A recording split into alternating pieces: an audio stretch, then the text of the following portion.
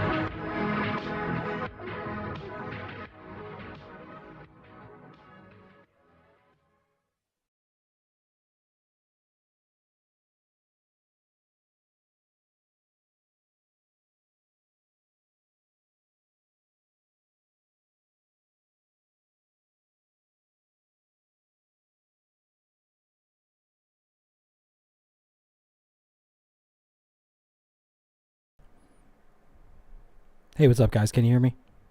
Sorry, I fucked that up so bad. I thought for sure there was a second song in there.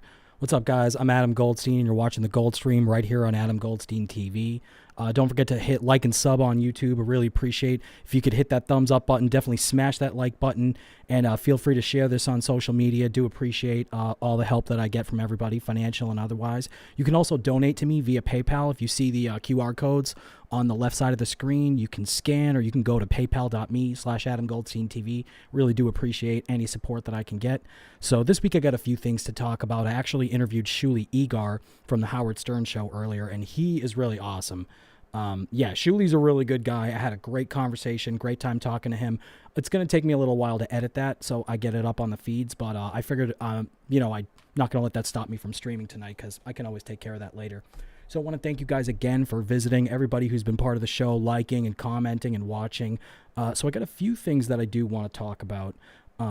So I got them up on the screen. Let's bring up the screen. Okay, here we go. Nice. Okay, there we go. We got the screen up.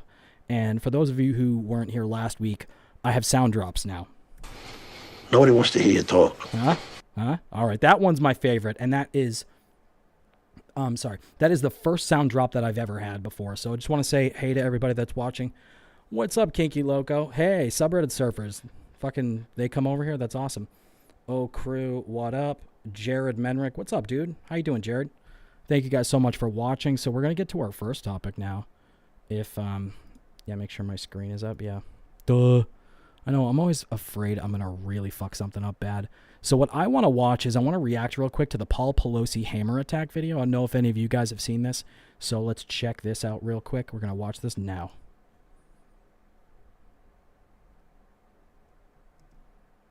Where's the fucking audio, dude? Oh, Jesus Christ. Do I have to fucking restart my computer or something? This is ridiculous. Okay, now I hear it. Good. All right. First few seconds just didn't have audio. All right. Pressing on. There we go. Skull! Yeah, definitely don't want all of here. I definitely don't want all of here. Hello? What the fuck does that mean?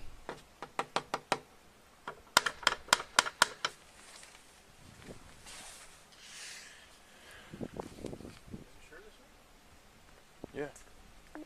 Fucking said 2620, right? No, 2640. Oh, cool. Yeah, it literally said that. Hi. How you doing? Fuck? What's going on, man? Okay, so this is Paul Pelosi in his underwear. And there were reports that came out when this happened. So people were speculating about why he was in his underwear. Something about this whole something about this whole incident seemed kind of off. But this guy really does look hostile. What I think a lot of people seem to have been implying in the conservative blogosphere or Twittersphere was that there was some kind of like lovers quarrel and that Paul Pelosi is gay and that the reason he's in his underwear is because he was fucking around with this guy. But I don't know how that would explain the hammer attack kind of thing. Maybe the guy's mentally ill, but it does seem a little weird. He seems a little bit calm for somebody that's, supposed to be under duress. Everything's good. Fuck? Drop the hammer. Nope. Hey, What? What is going on right now? Yeah, he looks oddly calm, and the fact that he has a cocktail in his hand is very fucking weird. You'd think that if you were under duress, and that's, I didn't even think about that. If you're under duress, you're not going to have a fucking glass of liquid in your hand. You're not going to want to have that thing in your hand. You're going to want your hands to be free in case somebody does hit you. There's no way. That's a very vulnerable move, and I just realize now, like, how fucking suspect that is. Bro, oh shit. What the fuck? Holy shit, I wasn't even... Sorry. Let's watch that again. Jesus Christ. Bro, oh shit. The fuck? There's like 4 guys pigpiling on this guy.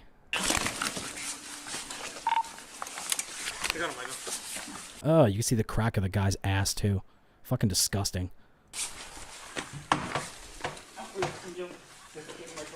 And that's Paul Pelosi down there. He's on the bottom like part of the flight. He's like the one that's closer to the door.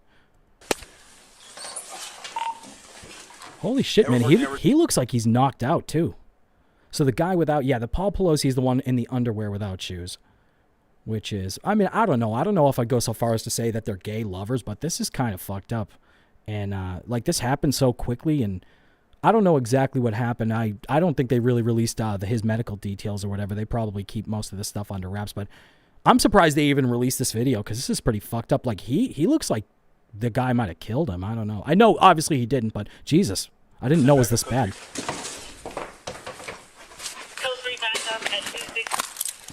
Give me your fucking hand. Give me your fucking hand.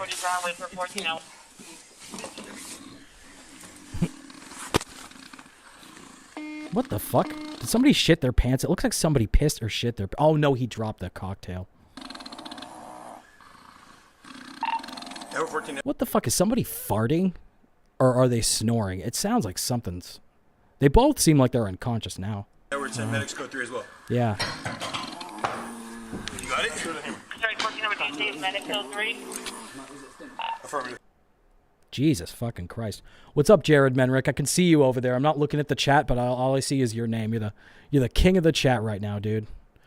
So yeah, I don't even know what to make of that. That's pretty unfortunate. I think there were a lot of people that were saying... Sorry, let me get rid of this fucking shit.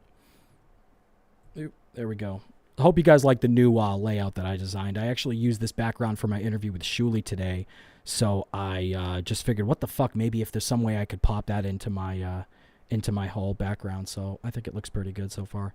That was a very well executed... Sorry, I can barely fucking see the screen from over here. I gotta bring my screen closer. That was a very well executed last second hammer smash to Paul's head. I saw a motorcycle crash once. Guy was snoring. Jared Menrick. Yeah, that doesn't sound like any snoring I've ever heard. I feel like that's not something you would do. Like instantly. I thought that eventually, like once you start getting into that phase where you're like mouth breathing in your sleep. And I think that I always thought that happened during like deep REM sleep. Looks great, Adam. Oh, thanks, Jared. I appreciate it. So I appreciate Jared, Cool Boy Live. I can barely even fucking read the chat. But I really appreciate you guys for being here. Also, yeah, Kinky Loco. Shout out to Kinky Loco. Is that Q Crew or O Crew? I got to get some fucking glasses. Or I got to figure out how to get the chat up on the screen. So that's something that I can't do yet. But I do have super chats enabled. I'm monetized now. Pretty soon I'll be able to do the whole members chat type of, whatever it is, the members show type of thing. So I had a Patreon before, but I might go back to doing a members show. So this is getting really fucking boring. So we are going to move on to the next thing. There we go. Yeah, we're going to pull something up on the screen. This actually looks good. And normally I wouldn't really, I've done Jerry Springer episodes before. I kind of stopped doing them, because I think a lot of it's fake and a lot of it's just not really that interesting. This one is actually really great, so you're going to see why in a second. It happens pretty fast, but I think we should check this out. Come on, Jerry, what the fuck? Please meet Erica and her boyfriend, Alex. They both say they were shocked This by needs to be a two little guests they louder. recently saw on our show. What's going on? What were you shocked Well, basically, Jerry, I'm upset because I seen his previous show with the Ku Klux Klan member, and I didn't like what I heard. You know, he degraded his grandbaby, and he ain't got no right doing that. Oh, he was a member of the Klan, and Right. his grandchild was Hey, nobody's perfect. Mexican. Mexican. Yeah. And that's right. And he was the one that... He degraded his child, and he's not right. And I'm Oh, look at me. You're in the Ku Klux Klan. Look at me. I'm just fucking perfect. here today to show him he's not right, to either accept Mexicans and Puerto Ricans and blacks, or I'm gonna kick his ass. Plain and simple.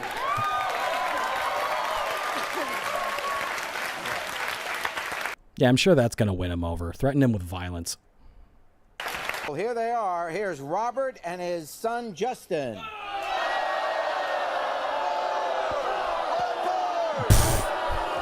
Holy shit. I think that's the closest I've ever seen a real like you see Jerry Springer where there's like fights, but this looks real.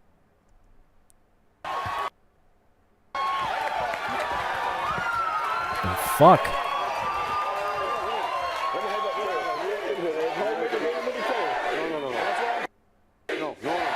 Holy shit. I don't know, man. I don't know what you guys think. I don't think this is scripted, but I think that they I don't think it's scripted, but I think that they probably should have stopped the taping. That's one thing that kind of makes me suspect of this, is I feel like if somebody really got hurt, they probably would have stopped the taping just for safety's sake. Like, nobody looks like they got really hurt, but it's like, that actually looked like a pretty real confrontation to me. I don't know. You're not you stay your nose out of my family. Hey, you come on, boy. Boy. That's crazy! Sorry. Sometimes when I hit my drops, it skips ahead. These fucking... Yeah, the producers of this show, as much as this does make for really great TV, I think that for whatever insurance reasons, safety reasons, they don't want this to happen. So, like, not to this extent. They want to kind of... It's too bad, because this actually makes for great TV. It's like that, what is it, Too Hot for TV? I think that's how that happened, was they had segments like this where I think things just got a little too out of control. They weren't probably legally able to release it on TV.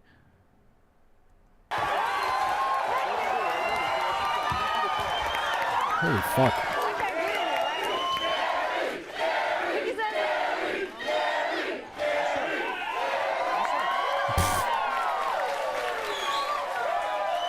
Let your tongue right, boy. What's that? They should just have these guys fight and make it like wrestling. Now I understand the appeal of wrestling because I like this, but the whole, after this, it's going to be like 45 minutes of them sitting down and arguing and opining and talking back and forth. There's no way that anything that these people have to say could be half as interesting as like them just beating the shit out of each other. You got a lady there and she wants you to lick at my son with your tongue? Nice teeth, asshole. You next. A nice mullet. Oh, I am. Next. Oh, I am. Teach your son you a man. Oh, I am a man. guys just- I am a man. I'm a white, proud man. I'm not a like a Puerto chicken, Rican you like chicken you daughter. are. You ought to keep your, go back to your country and stay out of my business.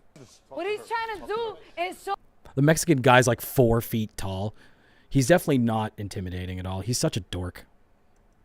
your son and you how to respect Latinos, Hispanics. Who wants to respect Latinos? They come over to my country, take my job, And they work. take my pay, They work. and then You you, guys go back. He is the guy from South Park. This guy is just, even if they do take your jobs, you can't say that because then you become a cliche.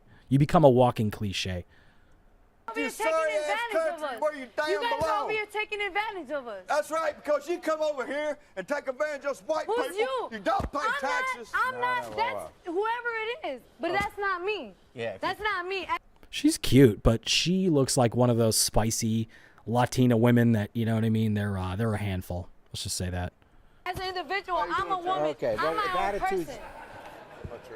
With attitudes like that, you're not speaking for our country. Yeah, Jared Menrick, Springer is still on. Okay, that's. I'm maybe speaking That's for the negative. American Knights of No, the you're not. That's KKK. negative. White That's power. negative. How could you feel like that though? White power. She's our country. No, And Jerry Springer is a virtue signaling liberal, like fucking milquetoast. But honestly, this guy is a fucking asshole. you're Hispanic. You're not my country. This is white man's Hey, land. you know what? I still love you. I'm not gonna go to hell. You're gonna go to hell. Her I people. ain't gonna say I don't love Okay, you. I her- don't hate nobody at all. Honestly, her people. Well, were that's here a good. lot- Oh, he doesn't hate anybody. Okay. That's racist! Ah, fuck. Now I fast forwarded 8. How the fuck do I disable that hotkey? That really pisses me off. Man's Hey, land. you know what? I still love you. I'm not Her- gonna go to hell. You're gonna go to hell. Her I people. ain't gonna say I don't love Okay, you. her- I don't hate nobody at all. Honestly, her people were here a lot before your people. Oh, you're ignorant just as much as What the fuck do you know, Jerry? you. Very ignorant. But They all sound like fucking children. You're very ignorant. Just as much as you. true. Let me This is explain myself. I don't hate nobody. I dislike the things of the world. I dislike what I see. And one thing I do dislike is that poking his nose in my business where it don't belong, I could poke my which nose is in going to your sign business. his That is death ignorant. I warrant. could poke my nose in your business. You know why I could poke my nose in your business? Because I'm a human being standing up for Well, human rights. or why ain't you And up here should not acting be on like this- one? You should That guy's like a fucking foot taller than you, bro. He looks like he's stuttering John wearing his brother's suit. Like this guy, his shirt, it's like an extra large. I don't know what happened. He must have borrowed that suit from somebody. He looks like a little kid. He looks like he's in 7th grade. And he got caught with weed and he has to go to court. should not be on the face of this earth. Why ain't you acting like one? Why ain't you acting like I mean, one? act like Why don't you stand there long enough and let me Hey, what's up, Amanda? What's up, Jeez Louise? tell you why I I'm am gonna knock like your I rotten am? ass teeth out your mouth. That's what I'm on. What's up?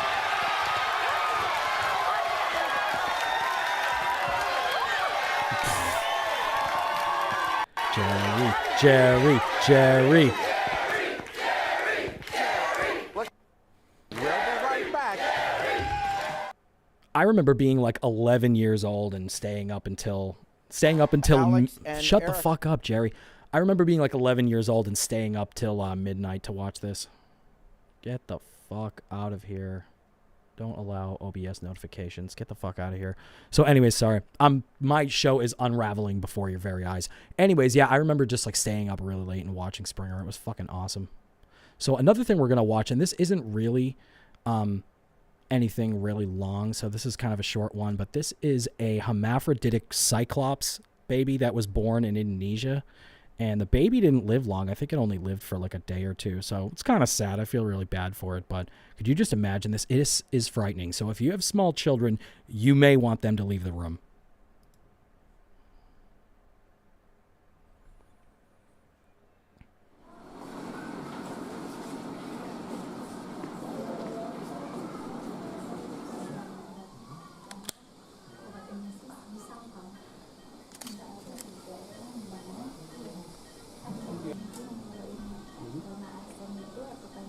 Fuck.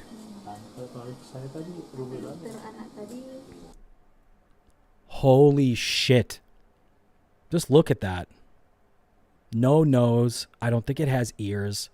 I don't even think it has an eyelid or eyelashes. Just get that that fucking eye. It kind of reminds me of Neon Nub. I don't know if you remember that that character from Return of the Jedi, where it looks kind of like this baby, but it had two eyes and it had like a funny nose and kind of talked funny. Yeah, I think his name is like Neon Nub or something like that. But this fucking baby looks like an alien from Star Wars. What do you guys think of this, huh? I feel bad though. I feel like a kid, if it did live, like this kid would have the hardest fucking life.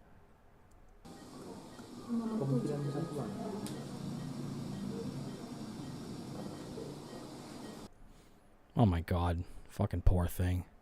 It's funny because I think that there are a lot of you tend to have more deformed babies like this in the third world, like in Mexico and in places like I'm trying to think where else, like India, where there's a lot of like environmental pollution and metals and stuff that can whatever like radioactive stuff. I think you get a lot of these babies near like Chernobyl in Ukraine and Russia.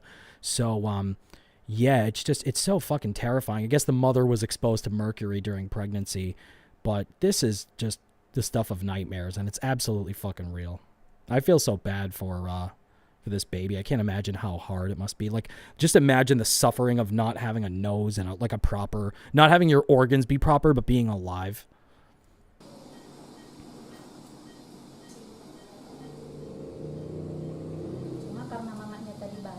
So this is the mother. And I really fucked up because I forgot to talk about hermaphroditic cyclops babies when I had Dr. Steve on. I definitely should ask him about this. What causes this and like what the percentage of cases is. I don't know. I bet you he'd have some interesting shit to say about this. Fucking wow. Cyclops baby.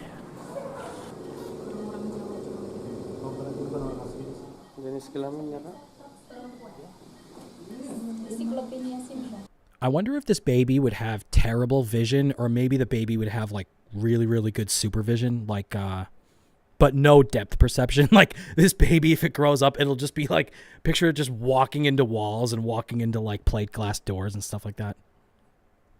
Aw. Poor thing.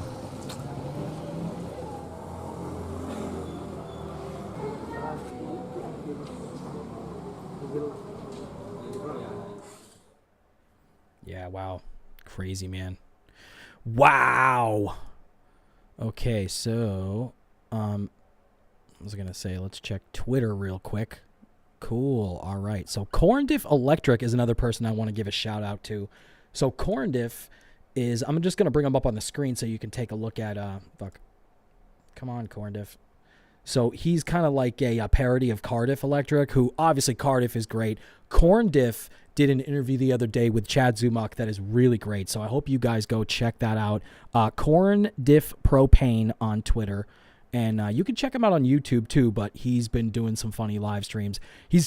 I don't know if he's even similar to Cardiff Electric. It's like the same kind of thing with the, obviously like the potato, but he's corn. But this guy's kind of funny. I think this guy has potential. So go give him a follow. Shout out to Corndiff Propane. What up, Corndiff? All right, so I'm going to go back to this. And, I was going to talk about this movie called A Man Named Otto that I saw recently. And, I'm going to tell you guys my thoughts about that. We're going to be doing self-cringe today. We're going to watch 2, and I'm going to probably show some more of these coming up. Like eventually, maybe on the next stream, we'll do 1 or 2 more. But this one was my very first ever YouTube video, buying a lottery ticket in Malden, Massachusetts. I wanted to make like an easy YouTube video that I couldn't fuck up. And then there's another one in here somewhere. Oh, fuck. Oh, yeah, this is my original channel trailer. This is actually the first ever like recording that I did.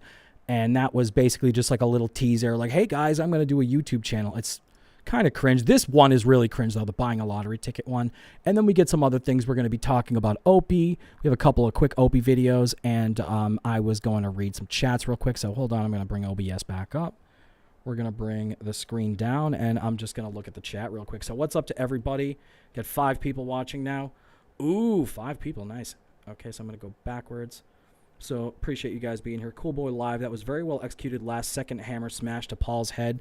Yeah, I don't know what the fuck was going on there. I mean, if there's some fucking hanky-panky going on between him and that attacker, it doesn't really make logical sense because, if they're friends, I don't know why the guy would have attacked it. I don't know like, if that's what was going on, then I don't know why the cops were called. You know what I mean? I don't think that Paul Pelosi called the cops, but it seemed a little odd because Paul, that was the one thing that people seem to be pointing to, was the fact that he had a fucking drink in his hand. Like, would you want to be holding anything in your hand? Well, maybe he was holding it. He thought he could use it as a weapon, but I don't know. Something about that definitely seems a little weird.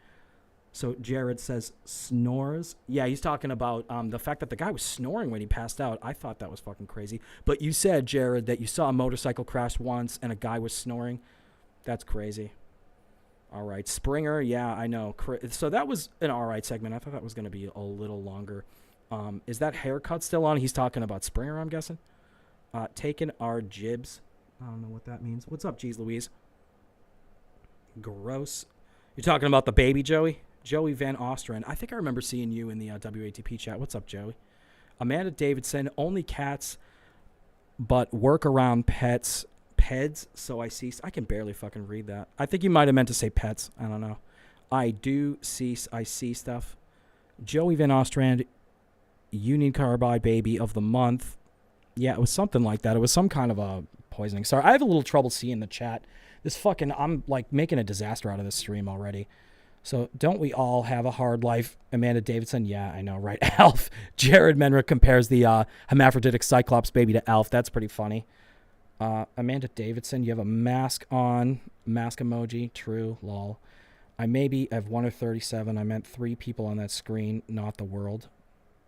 I don't know what that refers to. That's my problem. I'm trying not to read the chats in real time, because if I am going to read these, let me see if I can bring up some music. So if I am going to read these, I feel like let me at least not like stop every second to do it. You know what I mean? I'll take little breaks to read the chat. I'm going to figure out how to integrate it into the stream too. So see someone come in with a hammer and give him a good old whack on the fontanet. What the fuck? I can't read this shit. Hold on. I got to fucking...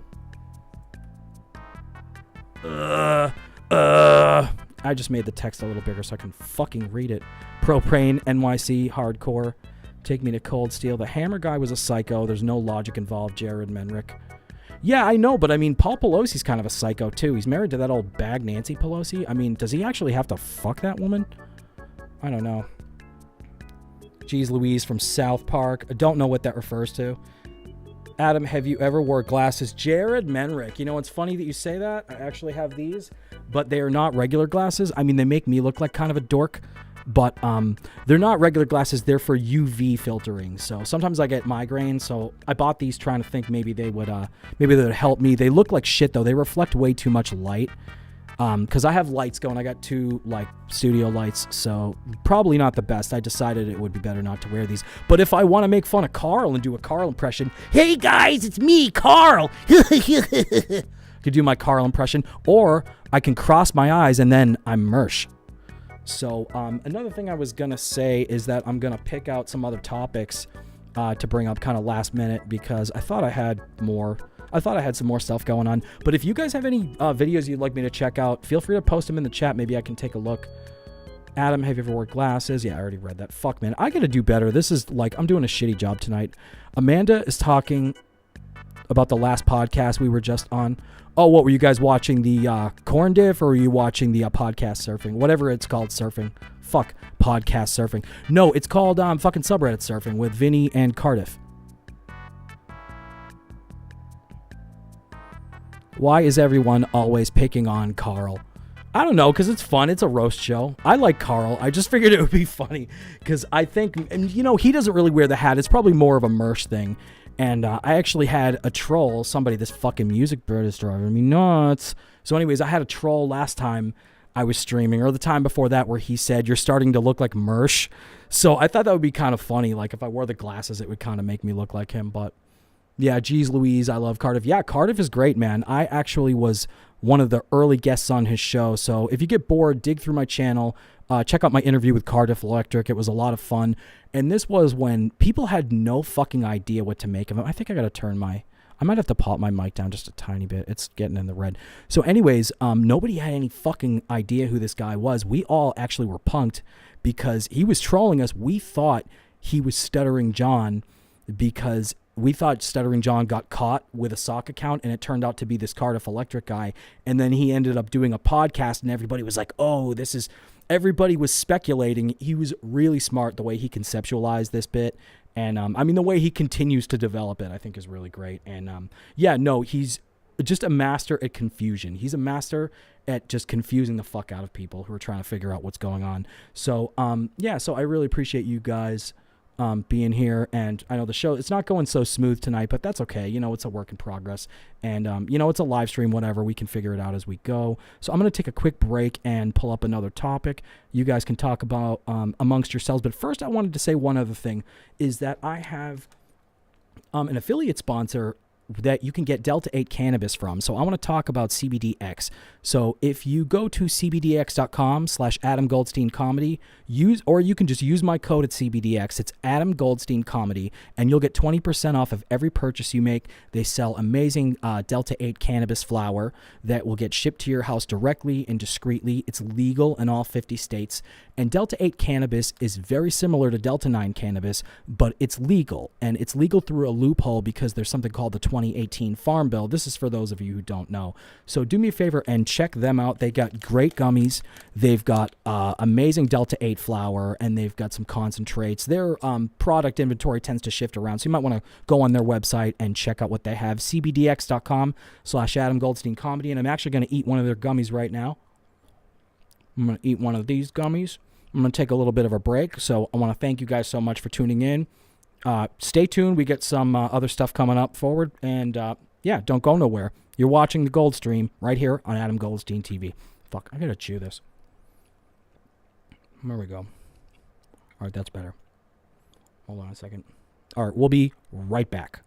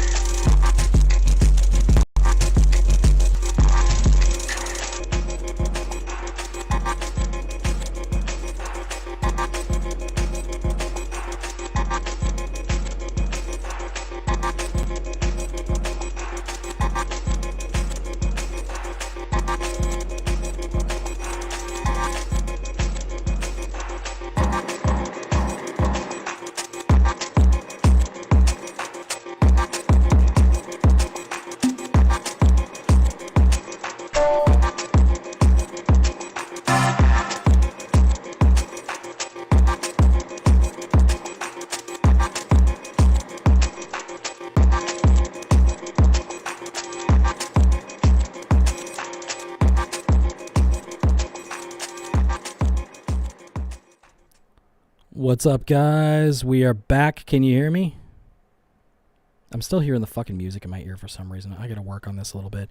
You guys should be able to hear me. There we go. Sorry. I have this weird thing where my the way my shit is plugged in, the way the microphone is plugged in, like there's no like separate thing that shows me that my mic is muted or unmuted. So I have to scroll through this fucking gay ass mixer that has like 100 things plugged into it. So that's my bad.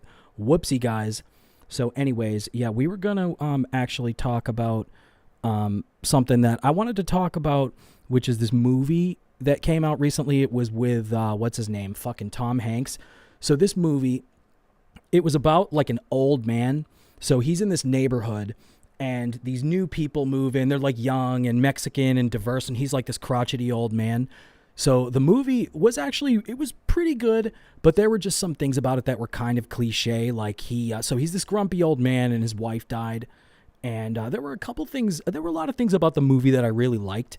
And there were some things about the movie that were like really fucking cheesy. So the one thing that I thought was kind of silly, is there's this character. The movie has a transgender character, right? Now, I don't have a problem with that. That's cool, whatever.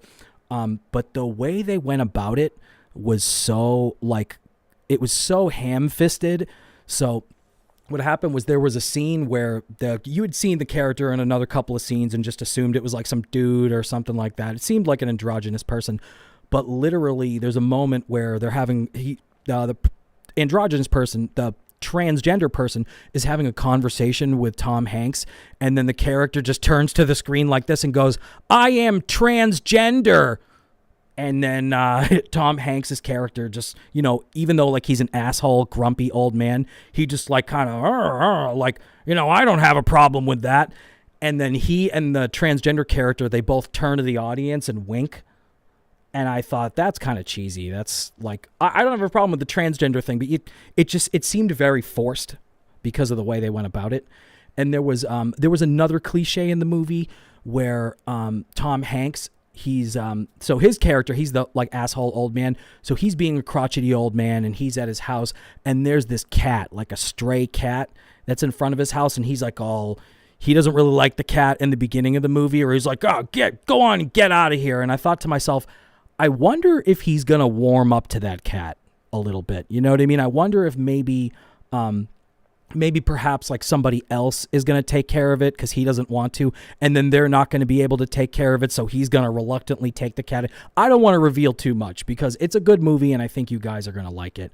I'm trying to think of what else. There was something else about the movie. Oh, you know what? The one thing, and this is the thing, where I fucking kind of hate myself because I realize like how easily I get emotionally manipulated by Hollywood and music and the movies. Like I'll listen to some sad piano music and get really emotional over it. It's really fucking crazy like what the power of music can do to you. So there was like this scene in the movie, and they explain it's one of those movies where you just see him as like as an asshole old man widower, and then you get flashbacks of his life, like with his wife who died, and like how he met her and their relationship and stuff like that. So it's funny because when he's in the present day in the movie, he's got this coin in his pocket. It's like a special rare quarter or something like that.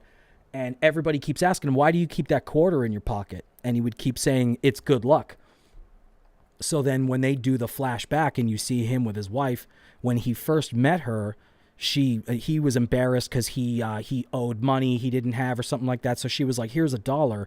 And then he went to go give her the quarter back as change, and she said, "No, keep it. It's good luck." So that really got to me. I know it sounds really stupid, but like I just thought to myself, like, oh my God, it was good luck, and he kept that quarter all those years, and he was thinking about his wife. And I have to admit, like I kind of teared up. I kind of cried a little bit.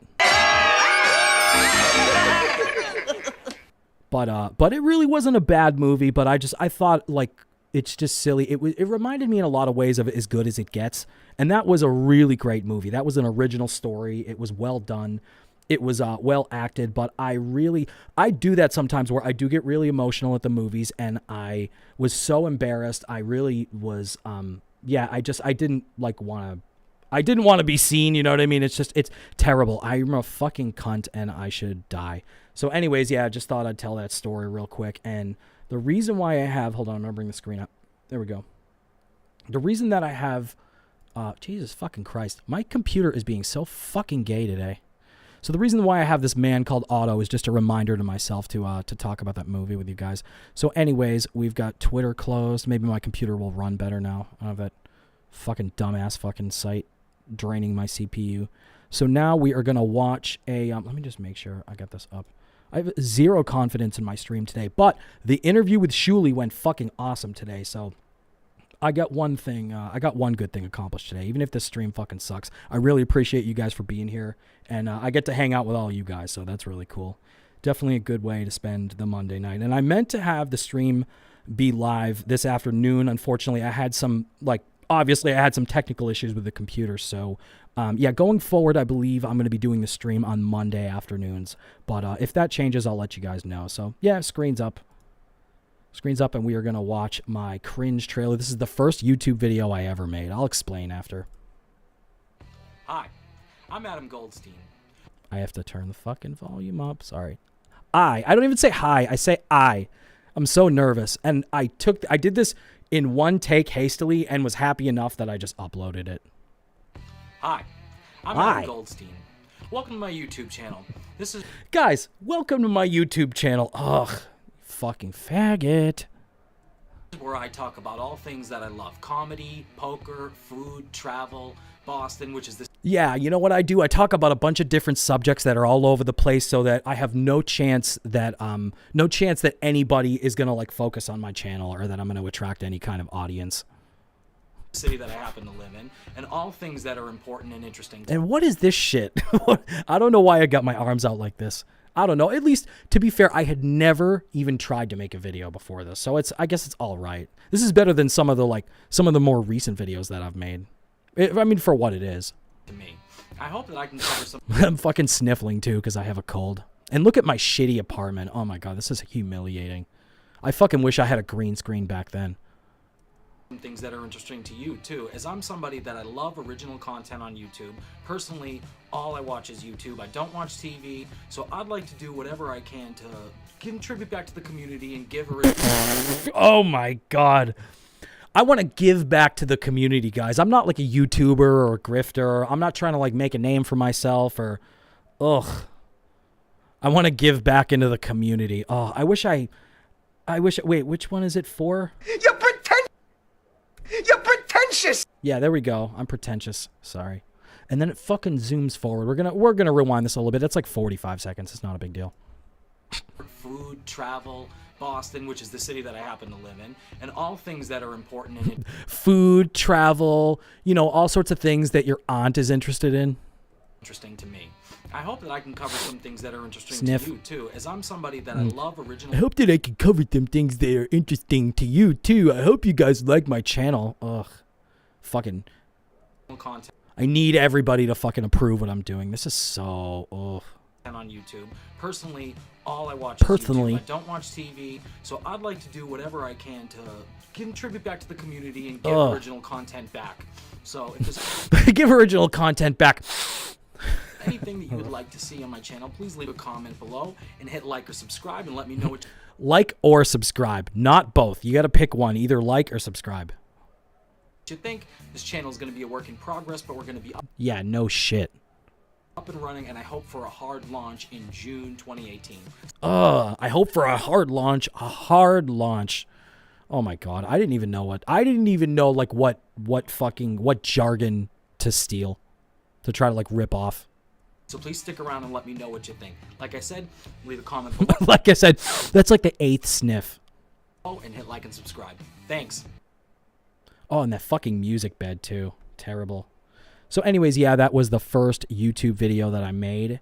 And it wasn't really a video. It was basically, so I'm going to explain that super quick without making it boring, and then we're going to pull the chat up real quick.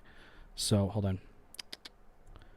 So anyways, what happened was I had started this account in 2014 because I actually wanted to do sketch comedy. So I had always had the sort of ambition to start a YouTube channel, and then I ended up basically doing nothing with it. For 4 years, the account sat dormant. And then in 2018, I think I had been watching a lot more YouTube videos, and I was inspired by a lot of vloggers that I liked. Doug Polk is a guy who does poker vlogs, and he was very comedic about it. I think he was one of the big early successful poker vloggers that were active on YouTube. And then Andy Milanakis, who actually did IRL streams. So that and the Casey Neistat, type of vlogs that were extremely popular back then. So I did a lot of vlogging and stuff like that. But before, when I started, I figured if I made a trailer and just announced hey guys, I'm doing a YouTube channel, so look out for it. I figured that would light a fire under my ass. But just looking back at that now, yeah, if I had to redo that again, I wouldn't have bothered doing that. So that's kind of cringe. But yeah, I'm going to bring up the chat real quick. And I'm going to get myself a much better music bed.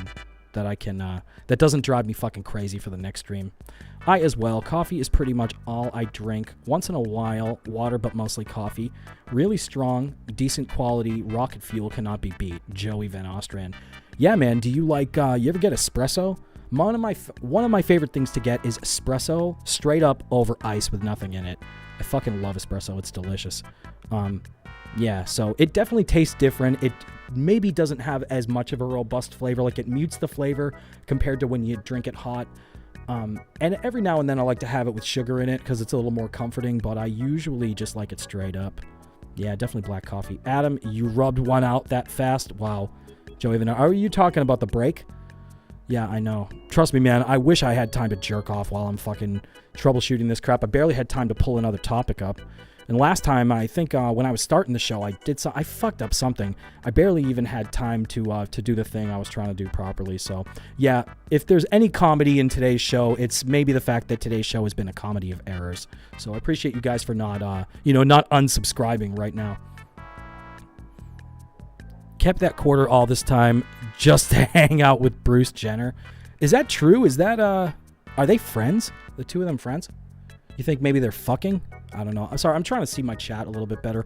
Because when I go over here to see the chat, I'm like pulling away from the mic. So I'm going to have to I'm going to have to fix this. Your apartment looks like a hospital room. Dude, it was terrible. But you know what? I lived in Boston. I was paying nothing for rent.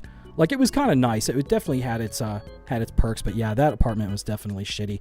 I wish that I had the lack of shame to film my apartment in Las Vegas. When I was living in Vegas, I was living in the biggest dump, in probably one of the biggest dumps in the whole city. I didn't have any bugs the whole time I lived there, but there were just crack addicts, crack whores all over the place. There were like whores buying cocaine in the parking lot at 3 o'clock in the morning. I definitely, sometime in the future, are going to have to tell some crazy Vegas stories on this stream. So let me see. What's a soft launch, Bach Precision? I don't know. I didn't know what the fuck I was doing. So I thought maybe if I talk like a fucking, like a vlogger or like somebody that does YouTube. Like, I just had watched so much YouTube. It's the same effect that, kids that grew up in the 50s and 60s, they wanted to be rock stars, or they wanted to be the people that they saw on TV. I went through a little bit of a period where I was getting very influenced by a lot of the YouTube content I was watching, and I thought to myself, hey, why not Zoidberg? Why not me? Maybe I could do that. And it takes a long time to get to the point where you even know what kind of content you want to do. You know what I mean? Unless you're somebody where you're really focused and you have a really focused plan of executing what you want to do. Like, it might take you a little while, and you try this and you try that. I think doing the vlogs is not, I think travel vlogs and those slow jam type of vlogs, the Casey Neistat thing was really popular in 2016, 2017. Now I think you've gotten to a lot more commentary type of stuff. And I have my own reasons why I kind of got into this, this sort of format. And I enjoy doing this a lot more. I think I'm probably better at doing this than just making short videos. And I really do appreciate all the people I've met and all the other shows that I've kind of rubbed shoulders with. And getting to interview Shuli today was really awesome too. So we're going to read the rest of these and then we're going to move on. Is this real life? Yeah, 2014, 2018 was the peak of YouTube. Yeah, you're definitely right about that. And it doesn't seem like it doesn't even feel like it's that long ago that it really was like the Wild West when it comes to just coming up with, in terms of comedy, because now it's hard to do a comedy show, and sometimes I'm surprised that I get away with the fucking shit that I do. Not that my show's that edgy, but I do, I definitely do some things that I could see being a problem down the line maybe, so maybe I ought to be careful if I want to fucking stay monetized and hold on to my sweet super chats. So just want to let you guys know that I do have super chats enabled, just letting you know. What are you waiting for, huh? What are you waiting for? Guys, I'm kidding. You don't have to super chat me. I'll read your chats anyways, but I really do appreciate any support I get, financial or otherwise. So just want to say thank you guys so much for being here. And let me see. Stevie J, is this real life? What are you talking about? My YouTube video? I don't remember. I tried to, if you can remember, try to put a little bit of context, just because I'm reading these and I'm not exactly sure what you meant. How many of the parking lot ladies did you befriend and spend time with? What parking lot ladies? I'm not sure what you're talking about. Oh, you're talking about sorry. It takes me a second to realize what you're talking about. Even though you're talking about it as I'm talking about it, but I may not read that chat until a few minutes later. So sometimes it takes me a minute. So no, actually I didn't. They were fucking gross, and there were definitely plenty of good whores in Vegas. I mean, you get your pick of the fucking, you definitely get your pick out there, but the problem is out there is that they're all fucking crazy. And I'm talking like a lot of even the normal broads out there are kind of kooky, but Vegas is really, it's just a really fucking weird place where you don't know what's going to happen. And it's a question of, you don't know if it's going to be the locals. Sometimes the locals are weird. Sometimes it's the people that are visiting there on vacation because they're full of alcohol. They're doing drugs. Like this may be the one time in their life they go to Vegas. So to them, they have the movies in their head. You know what I mean? They have these movie expectations that it's going to be like The Hangover. Or it's going to be like this or that. And I remember one of the funniest things that happened was I picked up like a pink flamingos transvestite who I didn't pick them up. As an Uber driver, I was driving Uber out there. So I picked this person up and they were just like passed out in the middle of my back seat and they were snoring and like their eyes were closed. And this person, I'm not passing judgment, but I'm just saying, let's just say this was a very non-passable transvestite. So it was kind of comical. At first I was kind of like, ugh, because the person was just they didn't seem to have a lot of regard for me. And like they didn't say hello or anything like that, but they were kind of nasty, but whatever. I guess they just kind of passed out on whatever the fuck they were on, and then they didn't really bother me. They left me alone. Hey, Bach Precision with a $2 Canadian super chat. Hey, thanks so much, Bach. Some shekels to show support. Hey, thank you so much. I need to get a little sound drop. I was going to do a pay piggy, like kind of a thing where I have a pig pop up on the screen. It'll go. So, pay piggy. Thank you so much, Pay Piggy Bach Precision. I like that. And I like that you call them shekels, too. That's fucking funny. So, what else? There's an auto filter, so I can't write what you said. Oh, okay. Well, you know what? Maybe if you do it like an N tower kind of a thing, where you break it up and you do one letter at a time. You know what I'm saying? That's always kind of fun. Speaking of which, I don't know if any of you guys, did anybody watch Misery Loves Company yesterday? Was it yesterday? It was either yesterday or the day before, but holy shit, man. I was in the chat room and everybody was fucking trolling Kevin and Chad Zumach, and actually Mersh from Nightwave was there and he was donating to Chad, and Chad did not read his super chat. So Mersh was just lighting him up. He just said, Chad scams super chats. Chad, read my super chat. And I was spamming up the place with red bar, just saying red bar, red bar, red bar, because I know that kind of drives Kevin nuts. What's up, DJ? Do you think Mersh will ever admit to being a pole smoker? What's up, DJ? So are you a Jesse PS fan? Because I got to admit, I like Mersh, I like Nightwave, I like Revenge of the Sith, but I do like Pod Awful. I think Jesse is like, he's just a very vindictive person, and I definitely wouldn't want to get on his bad side, but he can be funny sometimes. Some of his bits are very clever, albeit very mean, but also the thing that I really admire about Jesse is that he is an amazing he does an amazing show. Like his ability to take trash, like he basically built a set out of trash. And I think that's pretty remarkable. But also, he's just an amazing graphic designer. I think a lot of the bumpers and a lot of the shit that he does is really cool. But he's got some really interesting, like IRL weird, A-loggy troll kind of campaigns that are, I got to admit, like they're very clever. But it's tough because it's not the kind of stuff that I would want to do. You know what I mean? Because, and like, I like Mersh. I have no problem with him. But I don't know if you saw the Porcelain documentary. DJ says Jesse is okay. Yeah, I mean, there's a lot of people who don't like him. I guess he's somebody that he doesn't really like to play the game. So I think he ends up, he makes friends and makes connections with a lot of people. A lot of people want to, want to kind of be friends with him, but then he gets into these feuds because he just doesn't give a fuck about, you know what I mean? He kind of is somebody that he'll stab you in the back. He'll throw you under the bus. Case in point is Alex Stein. Although I get to admit the coverage that he did of Alex Stein was pretty good. Even Steel Toe, who has made up with Alex Stein, I guess they're okay now. They're cool. But he was even saying that, yeah, like Jesse's stuff on him was really good. I'm trying to think of what else. The Brennan Cumia feud seems legit this time, Bach Precision. Yeah, I think that I think that Anthony's just kind of had it with him because what I don't understand is why this is kind of a new thing. I guess they had this, they've been down this road before with Kevin not being satisfied, not feeling like, feeling like he was passed over. And I think it's a jealousy thing because it speaks, I think, to his problems with Gino. It seems like if it wasn't for the resentment of Gino, the resentment of Chrissy Mayer, which I don't understand. I don't understand what Chrissy did to him that was so bad. And the whole thing with Frank, I know Frank is very protective of her because, she's very big now. I think that's kind of the role that he takes is he kind of, he moderates her chat. And if somebody's giving Chrissy shit, he'll tend to kind of reach out to them and say, hey, what's going on? He tries to resolve stuff. But yeah, Kevin is just always shitting on them. Chad too. Chad Zumach. And Chad Zumach was on Misery Loves Company yesterday. So he really does kind of make that show a lightning rod for the trolls. But because Kevin only reads the super chats, he only reads the ones where people give him money. It's not necessarily a bad strategy. They have to kind of like play the game a little bit, because I think they will make a lot of money in super chats if they're a little bit better of a sport about it. But yeah, Mersh was just fucking, he was making fun of Chad so bad. I wish I could say, I don't understand why everybody hates Chad so much.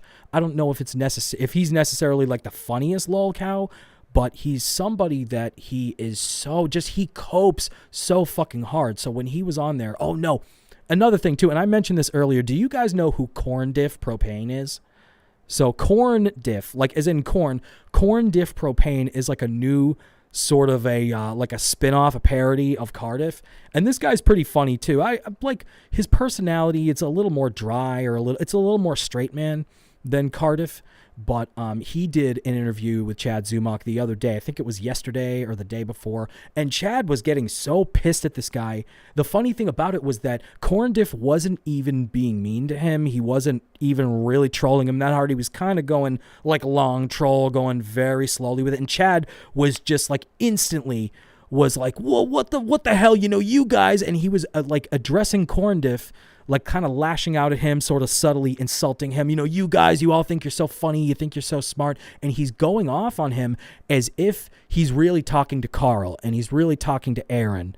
You know what I mean? And he's talking to Anthony and all the people who goofed on him. And so you can just tell, it's so obvious how fucking bitter the guy is. For somebody that's 45, 50 years old, you think by now Chad would at least have the presence of mind to go, you know what?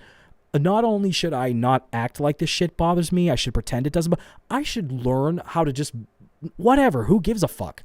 You know what I mean? There's no reason why Chad can't just move forward and do his thing and do his career, even if he's going to fuck with Kevin and be sort of in the same sphere of Anthony and all these other people. Maybe he feels like it's not fair, people don't give him the respect he deserves. There's no reason, everything Chad does makes everything 1,000 times worse. And it can be very funny. I feel like it can be hit or miss. Sometimes it's like with Kevin, where it's funny to hear him go off on Anthony or to go off on Gino or to whatever. It's funny to hear him bitch, but it gets old kind of quick. So I think what Kevin needs to do is just mix it up a little bit. I mean, he's really lucky that he has Bob in there. And he's got Chad back, but when he just had Chad on that show, and I don't think Bob Levy used to be on that show. He's lucky. I think Bob Levy definitely adds to it. But yeah, I get the sense. I mean, props to Bob for being a true friend, but he's definitely, there's no way that guy doesn't feel a little impositioned by just the constant fucking drama with Kevin, especially where he's friends with Anthony. Anyways, I'm talking about shit that I probably shouldn't be babbling on about. I'm a babbling idiot. There we go. Sorry, it took 20 seconds for that fucking drop to play. God damn it. That really sucks. You stupid fucking blabbermouth! You stupid fucking blabbermouth cunt! Yeah, so anyways, I've been doing all my sound drops just through OBS, and I need to get a Stream Deck. I need to get better software. Shout out to Dabblers Unanimous. And I don't know if you guys know Dabblers Unanimous, the guitar rabbi, but go subscribe to him on YouTube.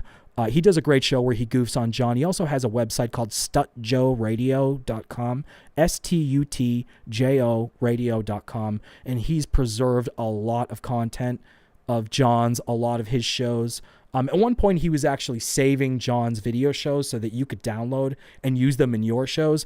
And this was right before John went off the air. So it really sucks because we were able to get all of John's stuff through there. But definitely check out stutjoeradio.com and subscribe to Dabblers Unanimous on YouTube. So anyways, I'm going to read the chat and then we're going to take another quick break. I need to get a couple of things caught up. I'm not normally going to take this many breaks. It's a little ridiculous. So the stream has been a little sketchy today. So I really appreciate you guys for being here. Appreciate you guys for hanging out with me. Ooh, we got 8 people in the chat. So I'm going to get quickly caught up with the chat. So I was subbed to Alex Stein when he was in the hundreds on YouTube. Bach Precision, really? Wow. Yeah, Alex Stein, I like him a lot. I don't love like all of his bits. I feel like some of his trolling shit seems a little fake and seems like it got old kind of quick. But I think he's a good dude. I think he handled the Jesse PS thing wrong because what happened was for those of you who don't know a lot of the Jesse lore, he was friends with Jesse and he was kind of like goofing around with Jesse, like, oh, I don't know if you're trolling me or whatever. I don't know if I can trust you. And also, it's important to note that Alex Stein is actually friends with Mersh and Royce. So he became friendly with them. You know there had to have been a conversation where Mersh and Royce were like, dude, fuck that guy. We're telling you, we're warning you, don't trust him. We used to be friends with him. He stabbed us in the back. He turned on us. He'll turn on you. I don't really know exactly what it was that started the rift between those guys because they were all friends. But so anyways, I think that's what happened. But Alex was supposed to go on Jesse's show, and then he canceled at the last minute and was like, sent him some DMs. He kind of got cold feet, but he sent him a DM and said like, I don't trust you. I'm sorry. I'm not coming on, this and that. And it really pissed Jesse off. And he also, I think he was talking some shit about Jesse on the kill stream. So it got back to Jesse, and Jesse just went fucking scorched earth on him. So if you are interested, go check out Alex Stein or look up like Pod Awful Alex Stein. It's crazy. Like Jesse, he'll do like a 4-hour stream. It's like Medicare like type of shit. And I know he hates being compared to Medicare too. And that's a whole nother thing. I'm just getting into this whole IBS stuff. I am really late to the party with appreciating them, but it's like psychotic, but also very entertaining sometimes to listen to these like 4-hour streams, including the 6-hour stream of, I don't know if, fuck DJ, I don't know if you're still here, but have you seen the 6-hour stream between Porcelain and Medicare where they were just fucking making fun of Mersh the whole time? It's 6 hours of 2 guys just talking about Mersh. And it is so entertaining. I remember when I first watched it, I was like, this is ridiculous. 6 hours. And I was like, yeah, I'll check it out, but I'm not going to. I wish the thing was 20 hours. And I like Mersh. I don't have a problem with him, but I find it so fascinating, the lore with him and all that shit. So anyways, I'm going to finish reading these. So Chrissy's handler equals Frank, Bach Precision. Yeah, I mean, he definitely does seem like he's very protective of her. He's not somebody that he's in the public eye, so maybe that's... He's not like a bodyguard. He's not a bodyguard, but I think he heavily moderates her chat. And I do get the sense that if somebody really is shitting on Chrissy hard, that he tends to will usually reach out to them and try to talk to them. Some people might say, oh, he's trying to intimidate people or threaten people. I don't think so at all. I don't think it's a bad move. I think if I had a girlfriend who was in Chrissy's position, I think I'd probably be a little protective too, I guess. But maybe I'm just kind of partial because I like Chrissy. I've always been a fan of hers. So I'm just going to read another one. Chad copies and then has meltdowns. Oh, copes. Yeah, I need to get some fucking glasses for real. So Chad copes and then has meltdowns. That's exactly what I was saying when I was watching the Corn Diff interview and when I was watching him on MLC. I was just like, Jesus Christ, like everything is a cope with him. How many times can you insist that stuff doesn't bother you and that everything's fine? And he goes, everything's going great. My comedy career is going great. Nobody says that. Like, when was the last time you ever heard Dave Chappelle saying, hey, my comedy is going great. I'm doing really good. I'm selling out. He doesn't even have to explain himself. The more you have to explain yourself, and I talked about this on probably the last stream, so I apologize if this is, a repeat of, if you guys have already heard this before, but I was goofing around with Chad, and he was comparing Jared. Sorry, I keep calling him Jared. He was calling Aaron Imholt Jared. So he was comparing him to Jared from Subway. The implication being that he's a pedophile, which is I'm getting so tired of everybody just like going nuclear and calling everybody a fucking pedophile. It's getting really old. But so anyways, it's a thinly veiled implication that he's a pedophile because Chad is seething so bad. Aaron has made fun of him.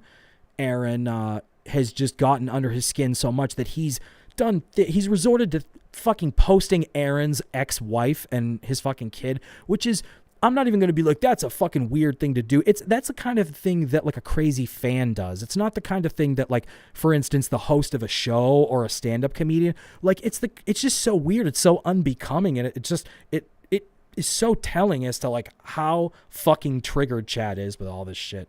So anyway, sorry, I'm getting a little off on a tangent here. You're at the store with your mom, Jared. What are you getting? Ask your mommy if she'll get you some cereal or something like that.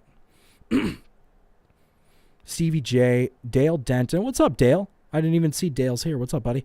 That's why LA spitefully makes propaganda movies and shows about OC. I don't know what OC is. Stevie J, what's up? Okay, so I don't even see. I see somebody, and here's the thing. If I'm not reading your chat, it's very possible that it's not popping up right now because I've seen a lot of chats that will pop up later on the chat replay that I didn't see initially. So if I don't see these... Yeah, Stevie J, you like corn diff? Talk to you later, folks. Have a great night, Jared. Later, buddy. Bye. Say hello to your mom. He got in trouble for making allegations, Stevie J. Unique calls them 40 and white. Bach Precision. You're talking about Chrissy and... who? You're talking about Chrissy and Frank? I mean, I think they're a pretty good couple. Stevie J, I am deeply...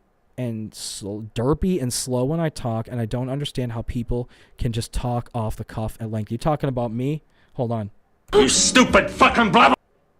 You stupid fucking blabbermouth cunt! That's a drop that I gave to Carl. I'm honored that he uses it, but I'm still fucking using it. I don't care.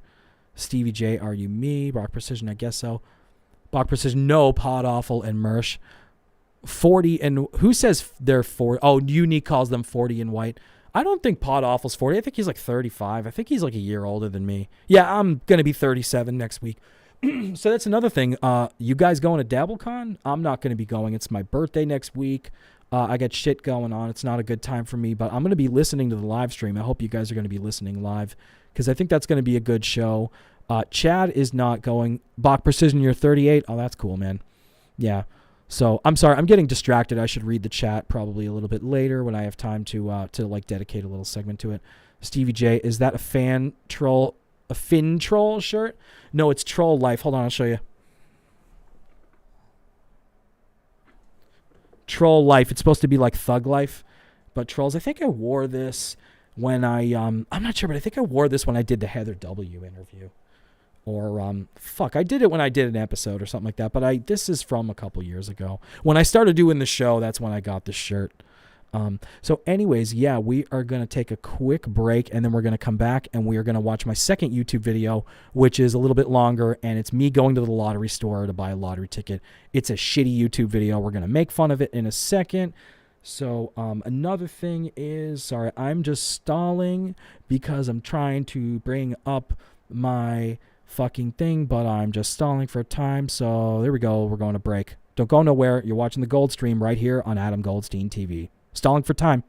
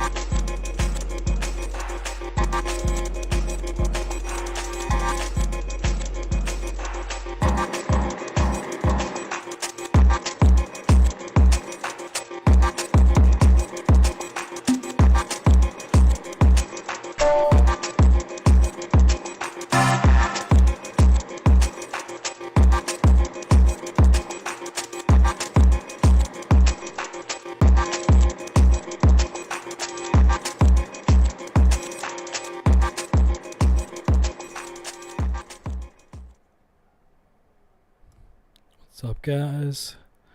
Hold on a second. There we go. Okay, yeah. I wasn't confident that my my microphone was on for a second there. So, anyways, yeah, like, sorry, I don't know what the fuck's going on tonight. Of doing a shitty job running the show, but I appreciate you guys being here. I don't think it's going that bad, but yeah, it's like my third time doing this, so I gotta try to get a little more with it. Maybe just do another test run, check shit first. But other than that, we get a good segment coming up right here. Let's just bring the screen up for that. There we go. Okay, good. Now let's bring it up. And okay, so this one is my second YouTube video ever. The first one that I just showed you where I was doing the trailer, that doesn't really count. So this really is my first YouTube video ever, and I knew it was gonna suck. I'm not trying to like do that thing where I'm trying to like soften the blow, because this is pretty bad. But it's I thought it would just be easy to make a simple YouTube video, you know, and then as I keep going, I'll get a little better maybe. So we'll see. Check this one out. What up, YouTube? I'm Adam Goldstein. This is my YouTube channel. What up, YouTube? I'm Adam Goldstein, and this is my YouTube. Oh, God. I want to crawl under the fucking desk right now and just die. Oh, look at me. Oh. Fuck, man. Put a bullet through my fucking face. Okay, we're going to rewind because that was too quiet anyways. What up, YouTube? I'm Adam Goldstein. This is my YouTube channel. What up, YouTube? I used to say that. I think I said that for like my first year doing YouTube. What up, YouTube? Ugh. Christies. My very first video, and this is actually me, and this is my shitty Malden. Look at my fucking apartment. My basement studio apartment in Boston. I don't know, I'm not even going to tell you how little I paid a month for it, but it was kind of sweet sometimes, but it was, yeah, it was very bohemian, very basic. That's better than Stevie J. That's better than Hey Guys. Is that a reference to Jesse P.S. on the kill stream? Or, oh my God, let's sit here and linger and just look at my shitty apartment. I had my flat screen TV. I had notes all over it. I don't know what the fuck that was for. You could see I don't even have a full fridge. I had this tiny little fucking fridge. I got my shitty, like, beater acoustic guitar leaned up against the wall. And that's my bed in the corner. This is, like, the tiniest studio apartment. And I had so many fucking centipedes while I was living there. I wish that then Adam... Hey, guys, it's your boy Adam, Stevie J in the chat. What's up, Stevie? That's funny. Yeah, just look at me. Oh, my God, I look like such an asshole. And I made some of the worst fucking content in this apartment. But if now Adam could say anything to then Adam, I would say you don't have to show them your terrible apartment. Go out and make videos like out somewhere that's not like where you live. An apartment, and okay, so this is me going my shitty, because I'm obviously embarrassed of my apartment, so I go, this is my shitty mall, and I don't know what kind of voice this is. It's like, oh, this is Opie right here. Actually me, and this is me. Ugh. Die. This is my YouTube channel. It's my very first video, and this is actually me, and this is my shitty Malden apartment, and I'm at, oh, my shitty Malden apartment. Die. Kill yourself, Adam. Actually going for a walk, and I'm gonna go buy a lottery ticket right now. Actually, I'm actually gonna talk like this right now. Ugh. Let me just get my coat, and we'll be off. So the lottery, and this was another thing that I didn't realize how to do, like that you could do jump cuts. So I think a lot of people who start out using iMovie do this, and I think what's his face did it. Fucking Tony Michaels, that fucking fat retard sack of shit, who made the drive-through vlogs, and the guy who sold K2, that weird stuttering John friend. He's the Midas Touch guy. Anyways, so I digress. But he would do the shitty fast food drive-through vlogs, and he did the same thing I did. So I was using the same software. This is iMovie. I did everything on my phone. And it's like video editing software that a toddler could use. Like literally a monkey could make videos like this. All right, gotta go back. Ticket right now, actually. Get my coat, and we'll be off. So the lottery is pretty much, I think, $400 million right now. There is a great store at the end of the street that is like the perfect place. So this is where my apartment is. I'm like a troll that's living under the fucking stairs. Where I feel like it is. And look at how gay this is. Guys, I'm going to go to the store and buy a lottery ticket. I'm telling you, this is what you're going to want to do, guys. Destined to sell a winning lottery ticket, so I figured I could go down there instead of my usual just going to any crappy store where... Look at how fucking shaky the camera is, too. I think the problem is I had this. I still have it, actually. It's like one of those little monkey hand grip mounts. You know what I'm talking about? Where it's got the little balls with the little... They like turn, and it just makes like a nice grip. And you can grip it. You can use it as a tripod stand, or you can use it to grip onto a lot of things. And it has a mount for your camera. So I got the cheap, like $5 dollar store version of this. So what I would do is I would walk around. This is my honking horn. But I would basically hold my phone mount and I would walk around, and the thing wasn't really stable. It wasn't secure. I didn't have anything else, so I didn't know what to do. It would have been better to probably just hold my phone in my hand, but it made the videos so fucking nauseating and shaky. So that's why it looks like this. Can't expect to win. I don't know. I don't know if you ever think you're gonna win there. What? Okay, we're gonna unpack this fucking retarded bullshit that's coming out of my stupid mouth. I could go down there instead of my usual just going to any crappy store. Look at the camera bouncing around too. This is like violent. Street that is like the perfect place where I feel like it is destined to sell a winning lottery ticket. So I figured I could go. It's destined to sell a winning lottery ticket, guys. Fuck, where's my hit drop? Fuck, man. I had a really cool drop I was just going to use. This fucking sucks, dude. What the fuck's going on with OBS? Jesus fucking Christ. Okay, so this is the drop I was going to use. Oh, no. Does it not work on this fucking screen? What the fuck? All right, I got to fix my hotkeys. Oops. Whoopsies. None of my fucking hotkeys are working. What the fuck? Are you fucking serious, dude? Hold on. Literally none of my fucking hotkeys are working right now. What the fuck? You cocksucking motherfucker. What the fuck? Seriously. Alright, there we go. I got the screen up. Let's take the screen down. What the fuck? None of my fucking hotkeys are working right now. This is driving me fucking crazy. Jesus fucking Christ. And my drops aren't working. And none of my hotkeys are fucking working at all. Jesus fucking motherfucking Christ. Hold on. I'm going to bring the screen back up if I can. I can't. Fuck. All right, whatever. I'm going to not do my hotkeys right now. So we're going to get through this, guys. Sorry. There's just something. Obviously, another thing is fucked up with my stupid OBS. So we're going to continue watching the video. Okay. Well, you had to start somehow. I think that was fine, Stevie J. Oh, I appreciate it, Stevie, man. See, this is what I'm doing. What I'm really doing is I'm fishing for compliments. Like, I'm showing it, talking about how bad it is in hopes that you guys will be like, oh, no, it's not that bad. Give it to me, guys. Let me have it if you want to. I know there's 6 people watching now. I'm sure there's going to be one person who can fucking make me want to shoot myself right now. And this is what this is all about. This is like, roast me, guys. Go ahead and roast me. It's totally cool. So that's better than, hey guys, it's your boy Adam.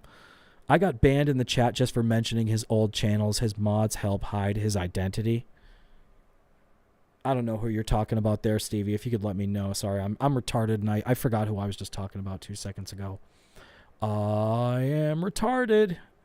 And none of my drops are working right now, so I don't know what I'm going to do. So Stevie J is saying gimbal. Yeah, gimbal. That thing, it's like almost like a ball bearing socket kind of a thing, so it can kind of go like this, like a globe or whatever.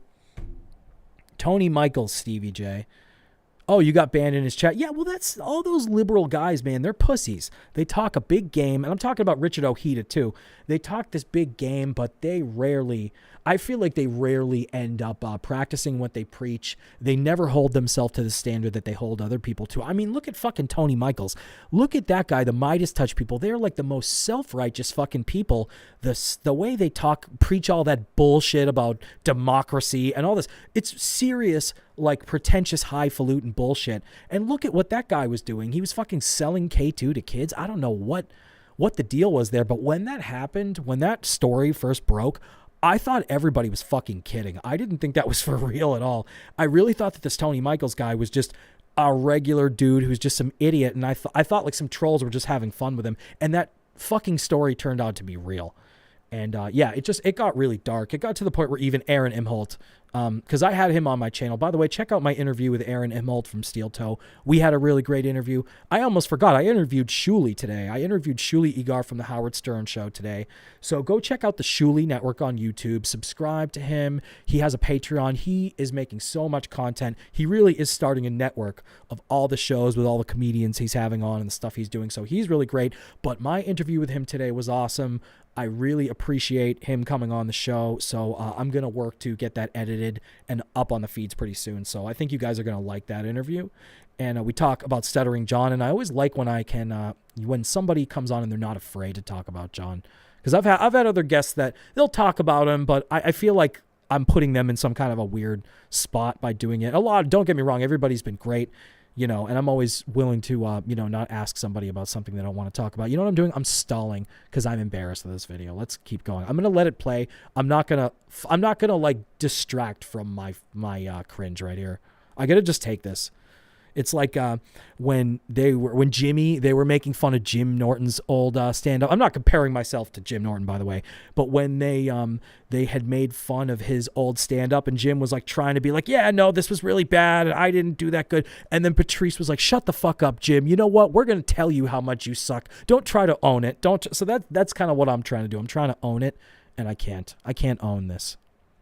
Down there, instead of my usual just going to any crappy store where I'm going to go to a good store. I don't know if you ever think you're going to win there. Okay, let's just unpack what I said. Like I go down there, instead of my usual just going to any crappy store where can't expect to win. I don't know if you ever think you're going to win there. You can't just go to any crappy store because I don't know if you're going to expect to win there. And you know what? I haven't gotten like that much better at speaking. You guys have heard me fucking talk. Sometimes I just ramble and I go on and I sound like a blithering fucking idiot. Fuck, that didn't work. My babbling idiot. So I have a drop that it's Olivia from The Sopranos going, I'm a babbling idiot, and that was gonna be my drop. Guys, this is what my drop would have been if it fucking worked. Sorry, this is going wonderful. Can't expect to win. I don't know if you ever think you're going to win there. Ugh. This babbling fucking retard. This is my neighborhood. This is Ashland Street, Malden, Massachusetts, which is a suburb of Boston, and it is quiet around here. It's definitely kind of a ghost town, sort of. And this is pretty quiet for Boston. It was, I used to live very close to Boston, and yeah, it was actually kind of a quiet, peaceful neighborhood, but, it was a city, so there was always weird shit going on sometimes, but this video is fucking boring as fuck. If you look around, you're very close to Boston. It is about 4 or 4:30 on a Friday. Yeah, give them where all the fucking people are. Give them the info that matters. This is my neighborhood, though. This is Malden. This is Adam Goldstein reporting live. Just look at this freeze frame. I look retarded. Ugh. This is it. This is it, guys. This is my neighborhood. Oh my god. There's like one lady walking her dog back there. Like maybe one other guy over on Judson Street. I don't know. I'm trying to look over there like, oh, is there something interesting happening? Nope. Yeah. Adam Goldstein reporting live. I will give you more information on this situation as it unfolds. What's up, Gary Crouch? How you doing, buddy? I'm guessing you didn't win the lotto, Gary. I know, right? I know. Otherwise, why would I be dressed like a complete fucking jerk off every day of my life? No, but you know what though? I did get a ticket the other day. So the drawing that happened yesterday for the Powerball, I did get a ticket, and I didn't check yet. For all I know, I could be a billionaire, like a half billionaire right now. And I always do that where when I buy a lottery ticket, I mean, I'm not stupid. I'm a logical person. I know that I'm probably not going to win the lottery. I'm definitely, pretty much virtually definitely not going to win. But I buy the tickets so that I can have the fantasy that maybe I'm going to win. So as soon as I check my numbers, it's like the fantasy's over. You know what I mean? The dream is over. And then I realize I know there's no chance that particular drawing is going to win. So sometimes I don't check my tickets right away. So it's funny you mentioned that because I haven't checked my ticket yet. So maybe I'm a millionaire. Sorry. Stop stalling, Adam. Not a long walk, maybe about half a mile. Maybe about a half a mile. Not a long walk, maybe about a... This is the worst, dude. You think maybe by watching vlogs, I would have figured out like how to at least make it somewhat interesting? The thing about me and lottery tickets is I just love being able to buy a lottery ticket. I feel like when you buy one, I just love being able to buy a lottery ticket. Even if you know there's like no chance you're probably gonna win, it's nice to actually feel like maybe you have a shot. And for me, like, I don't even check my tickets half the time. For me, it's just like a fantasy. I've probably won the lottery like 18 times already, and I like threw my tickets away and let them expire. I probably don't even realize it. I'm a billionaire. Guys, I'm a fucking billionaire. Maybe the thought of like maybe I'm gonna win, but I don't know.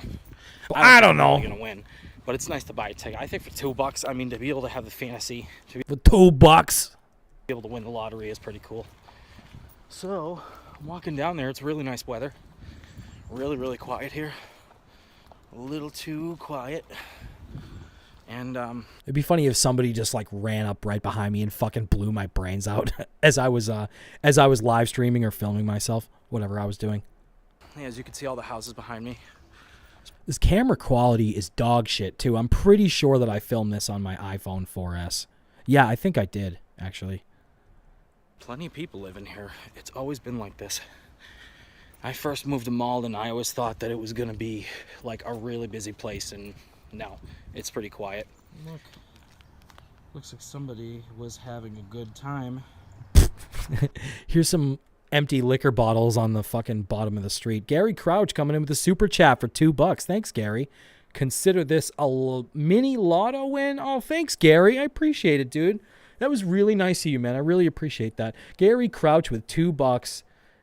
And are you saying that you want me to get a lottery ticket with it? Because maybe I'll win. I tell you what, if I buy a lottery ticket with that money and I win, I'll split the money with you. I'm not even fucking kidding. I'll split the money with you.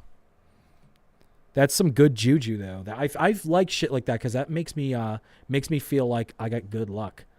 So Stevie J, I've never made a video or stream, so I can't talk any trash on your skills. Well, that's okay. Stevie J, are you a dabbler? Yeah, I know. No kidding, right?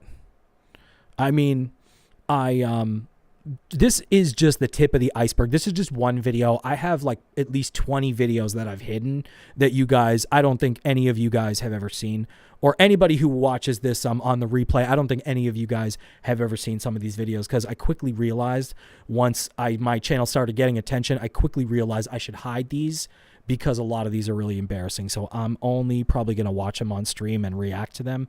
You know what I mean? Like, people won't be able to have the master video, but if somebody really wanted to make fun of this, I'd let them, you know. Maybe I could bring one of these to the Bernie and Zach show. Have you guys, are you guys familiar with Bernie and Zach? So I've done a recent appearance. If you look on my channel under under show appearances, or it's a few videos back, I was on the Bernie and Zach show. So they said they're going to have me back in a couple of weeks. I'm thinking maybe it would be a good idea for me to bring one of these videos so that they can make fun of me too. Do you guys think that'll be good? Press 1 in the chat if you think I should do that. I think that'd be fucking funny. And because it's one thing for me to make fun of it, but you know, I feel like it would be nice to have some other people react to it. This is nothing. I used to have a shitty talk show that I filmed in that shitty apartment with my iPhone, and I called it the Adam Goldstein Show, and I had like applause tracks, and it's the worst piece of shit ever. I'm like, I really don't even know if I'm going to be able to show it to anybody because I'm like kind of embarrassed. I'm guessing you didn't win the lotto, Gary. Yeah, did you win? Yeah, no, unfortunately. I was so hoping. It's so funny too, because I thought I was hoping I would have had like this weird fantasy where I was like, wouldn't it be so cool if I made a video about going to get a lottery ticket and then I won, and then maybe I could become a YouTuber. My next video could be how I won the lottery. You know what I mean? Imagine if you did win the lottery. Like, imagine the crazy fucking videos I'd be able to make. I'd be going on crazy vacations. I'd be staging crazy stunts. Like, I'd organize crazy events and like crazy boxing matches between YouTubers that I like, get them to fight each other. I'd pay Stuttering John to like fight somebody. That would be like a real exploitive thing to do. But I think just it's amazing what money can really do, you know? So I appreciate the super chat. Once again, Gary, thank you so much. So consider this a mini lotto win. I do, Gary. Thank you so much, dude. I really, really appreciate the support. So you guys, like Gary was saying, like Gary's pointing out here, super chats are open. I'm just saying. But pretty soon, I'm going to be considering the possibility of maybe doing a members show. I wouldn't charge a lot of money for it, but maybe like maybe a couple of times a month I'd do like a stream where I could get other people to call in, something like that. I don't know. I'm trying to come up with some different ideas to maybe get some premium content out at some point. I'm not going to rush. I actually used to have a Patreon, and I did it before I was ready. So, Bobo, what's up, Bobo? How you doing, buddy? Okay. The tiny bottles are called petites. Yeah, I mean, I definitely like to drink those sometimes, but you know what? I'm not a fucking litter bug. I'm not an animal. I know how to throw my bottles in the trash. But, yeah, I buy big bottles. I drank a lot of those little bottles of alcohol during the pandemic when I didn't have any weed. I moved back to Boston. I was fucking miserable. It was so terrible. I was like broke. I wasn't working. I was still trying to get like my unemployment, whatever that pandemic shit is that you get when you can't work, you know, when they shut everything down. And I was just, what was I going to say? It was just so miserable. And I remember literally driving around listening to WATP and the Dick Show and just literally drinking nips while I was driving my car around. And it was like something I normally would never fucking do, but I didn't even give a fuck. Like shit, the world was so crazy right then. And like one of the things that I have to say I love about WATP is it was one of the few things I could turn to during the pandemic where you didn't have people pissing in your ear. It's called coronavirus, the deaths, the hospitalizations. And you guys remember, we all fucking lived through it, but just the wall to wall media coverage, the fucking just how awful it was to go on social media and to just listen to WATP, to just be able to put on a podcast that's not about the shit that's going on in the world, to just be able to laugh at a fucking retard for a couple of hours a week. It made things so like really, it meant a lot to me. So that's one of the reasons if I seem like I'm always sucking WATP's ass and why I'm such a big fan of Carl, it's because I genuinely love that show. That is my favorite show.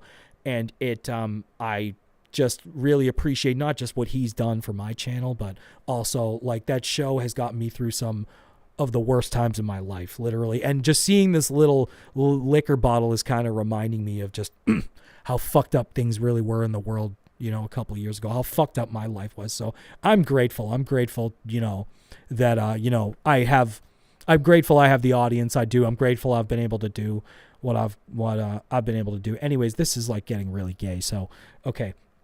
So we are going to, never heard of them. Bobo says 69-1.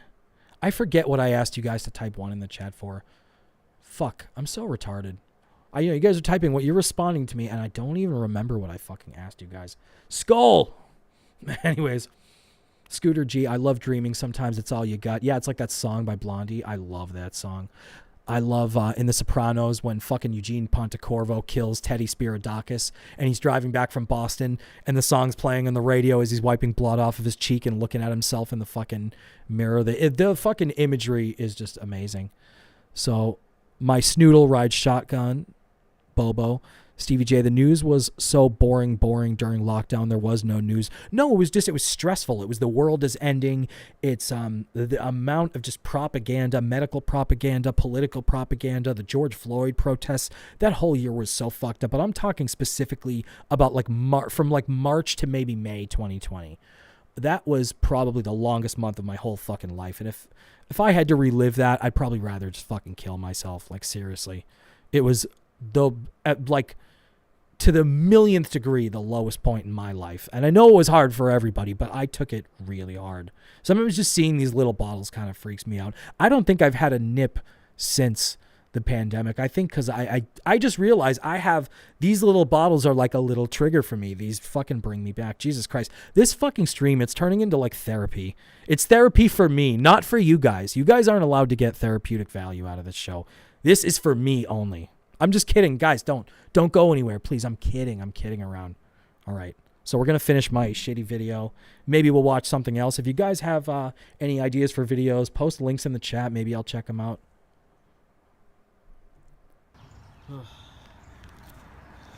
Somebody else was having twice as much fun over here. What a great joke. Oh, so I see 2 bottles. Somebody was having twice as much fun. Fucking, you know what I am? I'm Chip Chipperson. Guys, did you see the fucking vlog I made? Pfft. I don't know if you can see over here.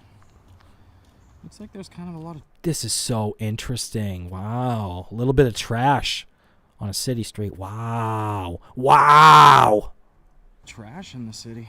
A lot of trash in the city. Not really. Town is kind of becoming...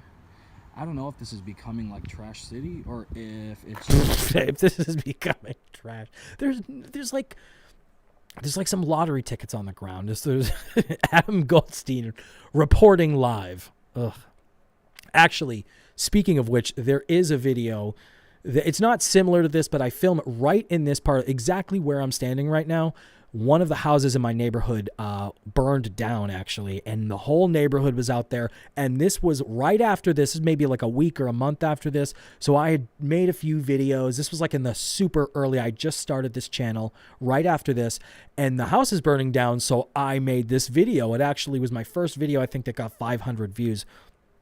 And it was like amazing for me to see one video like sort of get some attention. And I want to, I want that to be part of the Cringe library. In other words, like I want to do that on a future stream so you guys can watch, because I was trying to be like a reporter. So I was filming the burning house, but trying to get myself in the shot too, and trying to be all serious and fucking taking myself all seriously and talking like a reporter. Oh my God. So cringe. But anyways, time of year where they haven't really we'll watch yet. That one. They haven't officially begun the street sweeping cycle yet, so maybe that's it. This is like this is the Opie radio show. I didn't even realize I was doing Opie Opie radio before Opie was. Looks like Cardboard Day's coming up, and they really, really neatly Cardboard Day, guys. Ooh, and there's a step down over there too. Ooh, and I stepped on a rock. Gotta watch out for those cracks in the pavement. So this place over here used to be called Theo's, and now it is Annie's, and they have pupusas, and they're like an upscale Mexican grill, and it looks like they've actually got some... Not at all. It's a fucking hole-in-the-wall restaurant in Malden. I actually bought into that bullshit about them. Hey, we're an upscale Mexican grill. Yeah, because they say that they're... I mean, the food was okay. It was good, but it's like a little fucking shitty restaurant in a shitty little town. People in there today.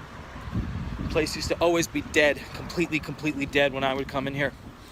So let's see, I can either go to the Louis convenience store or I can go to L&M, and I think I'm going to go to L&M. I think I'm going to go to the other store. Which is across the street, right over here. L&M convenience store. Ferry Street in Malden. 521. You can't see it because it's behind the sign. Oh, it would have been so fucking good to win $521 million. Fuck. So, Bobo, don't start killing yourself now. Oh, I'm just goofing. I'm fine. I'm not going nowhere, Bobo. Don't worry. Do show on Paul O's Move and Billy Staples. I don't know who that is, but I can look into it. Escape from Trash City. Oh, this is you, your friend Paul. What's up, buddy? Stevie J, Revenge of Trash City. Bobo, did you start the fire? Yeah, good one. Return to Trash City. Oh my God, is you in Mexico? No, this is a suburb of Boston, Bobo. Stevie J, Trash City, cleaning up the streets. Trash City, the legend of Curly's Gold. Trash City, man. I gotta do a show called Trash City, where it's just me playing around, throwing trash around in the street. 521. Cool. This is nauseating. You listen. Yeah, you listen to your fucking mom, random little black kid from like 7 years ago. How you doing, sir? Hi. Can I get a quick pick for the Powerball, please? Oh, Mega Millions, yeah. You were like... Fucking guy saved me. I almost got the wrong ticket. I almost got the ticket for the $3 million jackpot when I was trying to go for the $500 million. You knew.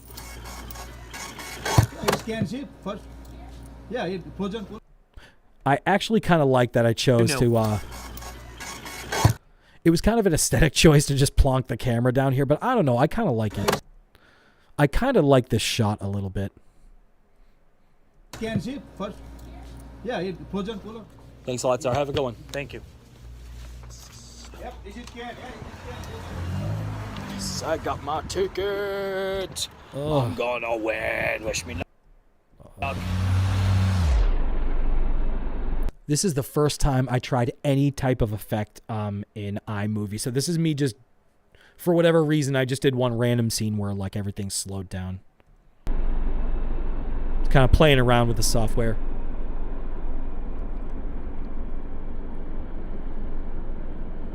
Go, and I'm going back to Ashland Street in Malden, and I realize I gotta hold this thing a lot farther away from my face if I don't want the background to get all white and shitty. So I'm definitely gonna. Yeah, Opie, if you're out there, take notes, okay? Maybe don't have yourself filming yourself against a fucking light source. Don't have your light source shining directly into your fucking camera. I have to do that. I'm definitely gonna have to hold it a little better, but this is douchey. I feel like a douchebag. This is calling. Good. Okay, good. You should. As you should, sir. A lot of attention to myself that I don't want, so I don't know how much of this type. Actually, that's the problem, is that nobody watched this video, so you didn't draw any attention at all. It would have been nice if you had drawn some attention. Of like videos I'm going to be doing, because I just feel weird walking around in public with a fucking video camera on myself. This thing's sliding. Dog poop right over there. Guys, we get some dog poop right here. Oh my god. I know this is my first video. I can't defend myself, but this is, it's endearing how fucking dumb my first video was. Walking around in public with a fucking video camera on myself. This thing's sliding. Dog poop right over there. We got the little single bottles of alcohol. Enough of the fucking single bottles of alcohol. Enough of the nips, Adam. These people don't seem to understand if you bought a whole bottle, you'd probably get a better deal with some bottles. I sound like a fucking Mexican, like I'm an old Mexican aunt. Should have fucking, but yeah, so what was I saying? Something about the bottles. Yeah. Oh yeah. So that I was basically commenting, why are they buying all these bottles? They should just buy like a big bottle of booze and they'd save money. I don't know. Your only hope is like an economical crackhead. Are there any Jewish crackheads out there? No good. Don't even want to pick this over to see what it is. I'm not even interested. Like I said, I'm not even interested. And that's another thing I would do. I would keep talking and then have there be like a transition. This was like a toddler learning how to fucking edit videos. Like I said, it's funny because I take my dog down here all the time, and I didn't realize like how much broken glass and shit there was down here. Definitely a lot of broken glass. Definitely a lot of nasty old liquor bottles. And what I'd be more worried about than anything with my dog is the syringes. And the other day, I may have mentioned earlier, if I haven't edited it out of the vlog already, is that I was going down Jay's Pizza over downtown over on Center Street, and there were a boring bunch of heroin. So not just one, but there was like 2 or 3 heroin syringes that were behind the dumpster. So I guess that's a thing now in Malden. Like, hey, let's go shoot up behind the dumpster, behind the fucking ice cream place. I keep forgetting, and I need to remember Oh my god. Oh my god, I look horrible. Ugh. I really do look like a fucking crackhead. Jesus Christ. We're just going to keep this up here, and I'm going to read the chat. I'm going to read the chat and just leave this up here. Holy shit. I deserve this. Oh my god. Is anybody watching? I hope nobody's fucking watching right now. 5 people watching. Oh god. Fucking. Yeah, I saw Gary. You said you get chills. Dude, how do you think I feel? Imagine if this was you fucking live streaming yourself. Jesus. This isn't even that bad, dude. I got other videos that are way funnier than this. It'll be embarrassing for me, but it'll be worth it. I think you guys will get a kick out of them. I'm thinking a pilot was tossing bottles. What? Oh, out of a plane? Or you mean it was like the pilot, like this was the beginning of my YouTube career? Gary Crouch, lol. Okay, yeah, so this is terrible. We are gonna move on. I don't want to look at this anymore. This is so cringe. Yeah, the lens is there. So, yeah, if I'm not talking to you, yeah, hey. So that's pretty much it. That's my neighborhood. That's me buying a lottery ticket. Hopefully that'll be the one that I win for, and that would be awesome. That would definitely be cool and worthy of an upload. So shut up. Yeah, if you like the vlog, it'd be worthy of an upload. Ugh. Hit like and subscribe below. I wish you'd fucking upload a bullet into your fucking head, Adam. Definitely let me know what you think. Leave some comments on the videos. And no, it's gonna get better. I know right now, like, the production value is shit because I just bought a $5 tripod stand, like a little crappy little handheld one. Fucking Patrick Michael over here. How many of you guys know who Patrick Michael is? Yeah, Patty C-Cups, Patty Broken Skull, Patrick Michael. He goes by many names, but yeah, this is like a Patrick. This is a pretty much, this is like Opie, but I'm definitely a little bit of a nod to Patrick Michael. I don't think I knew who they were. No, I didn't. Oh, I knew who Opie was. I definitely was an Opie and Anthony fan, but I don't think I had. I think I might have listened to. I think it was 2018 I started listening, so I don't think I knew who Patrick Michael was at that point, though. I don't even think Carl did. I think Patrick Michael came later after Opie. It's rattling like shit right now, so and yeah, and I just got my phone, so I really don't give a shit. I'm just like, you know, I love watching YouTube videos. It's like all I do. I don't watch TV. Oh my God, sound like more of a dork, Adam. I really sound like a fucking dork. I just love YouTube videos so much. I just like the content that you create, and I just want to. Oh my God, did you see the part earlier where I said I wanted to give some? Yeah, it was the other video. I want to give something back into the community. Jesus Christ, ugh, horrible. I wish I had my sound drops to play. They don't fucking work right now. I just love YouTube because there's so much original content on there, and there's so much stuff that you don't find anywhere else. So I really do want to be like a content. I would like to provide some good content and definitely give back. So I think that. Hey guys, so yeah, it's been a few years. Sorry that it didn't work out, and sorry I only produced this shit show. That would definitely be cool. So hopefully this channel will be awesome. But for a little while, it's going to be a while for it to be like good production quality. So yeah, it's going to be maybe like 10, 20 years. So hopefully we'll see about that. All right, thanks guys. When I'm in my 70s, I'm really going to hit my stride.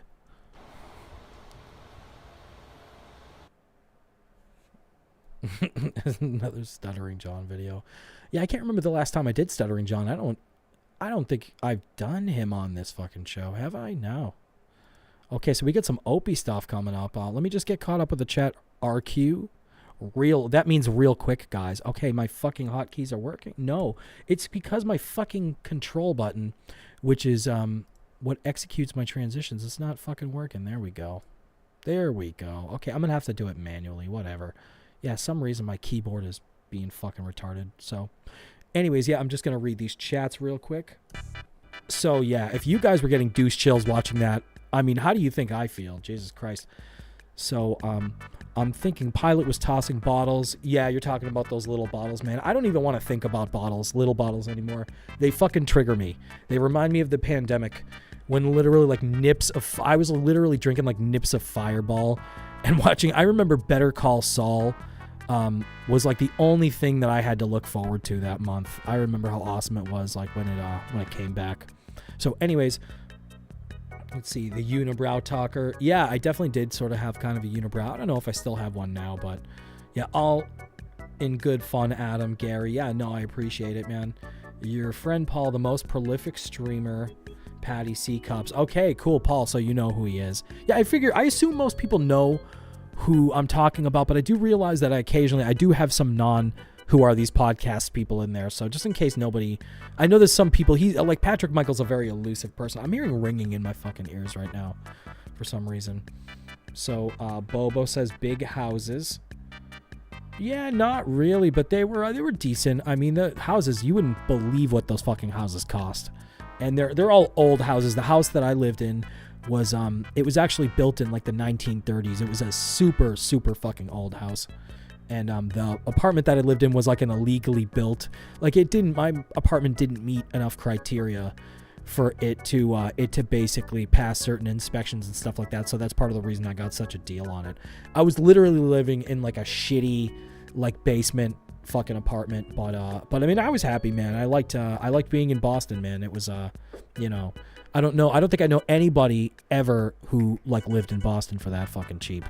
So anyways, present Adam wishing past Adam would eat a bullet, which would make present Adam wish Just broke my brain. Gary Crouch. Wait, let me read that again. Present Adam wishing past Adam would eat a bullet, which would make present Adam wish just broke my brain. Yeah, I think you just broke my fucking brain too, man. I don't even know what the fuck I was talking about. Bobo, ain't nobody going to break your stride. Yeah, dude, and I like that song too. Bobo, I can't believe you don't know Paul O, Ron, and Fez.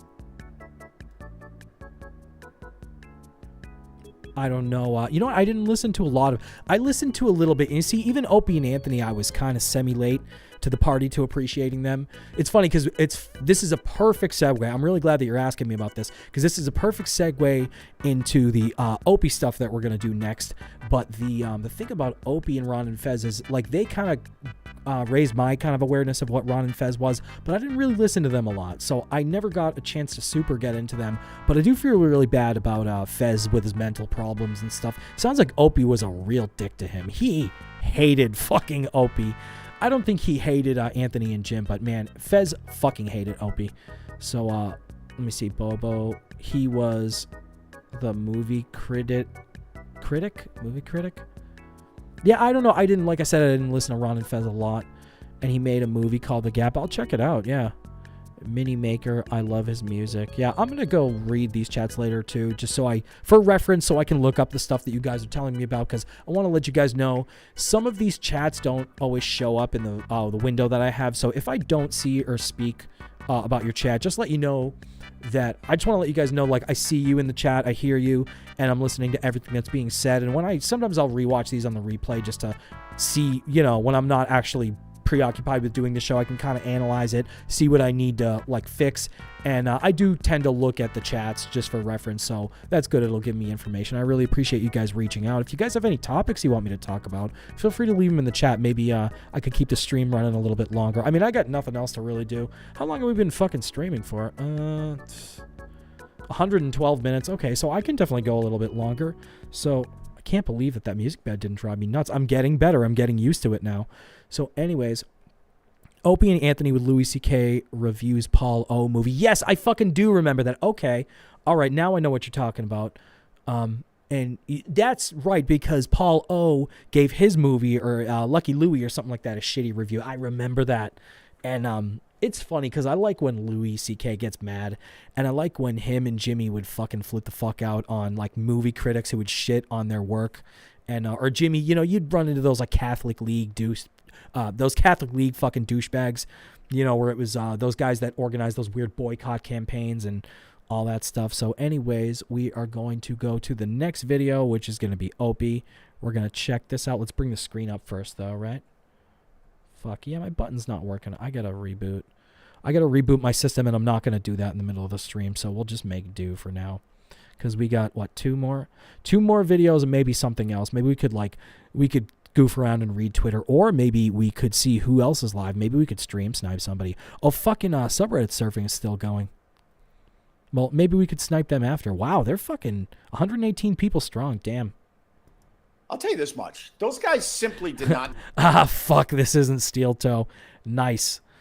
Okay, so shout out to Steel Toe Aaron. I had an interview with Aaron from Steel Toe. If you don't know what Steel Toe Morning Show is, I don't know what to tell you. I guess you guys need to go to bed because it's past your fucking bedtime. Anyways, I'm kidding. Steel Toe Morning Show, great show. And he fucks with Opie, so he's like another one of those people that Opie just can't fucking handle being trolled by. Know how to do a radio show at all. Anthony certainly learned how to do a radio show. He took it upon himself to learn. Early on, I explained the ins and outs of radio to Anthony. He didn't know any. I took him under my wing. I treated him like he was my son. Shut up, Opie. Anything when I brought him on board. This is not me trashing Anthony, but he brought it upon. Oh, just go ahead and do it, you pussy. Stop feeling like you have to qualify. I'm not trashing him. I'm not saying anything bad. And then let's hear Opie proceed to trash him. He brought it upon himself. Because Opie just doesn't care about this stuff anymore. Excuse me. To learn the craft of radio. And the one thing I'll say about Anthony, he knows how to do radio. He knows how to get the people talking. He knows when to go to the phones. He knows how to change topics. Jim Norton never never chose to learn the art of radio. Why would he? Was he was, I thought you were the guy who steered the ship. I mean, I don't know. I think he was on there as a comedian, right? I mean, he was third mic. I didn't realize that's the kind of thing that third mics. Maybe, I don't know.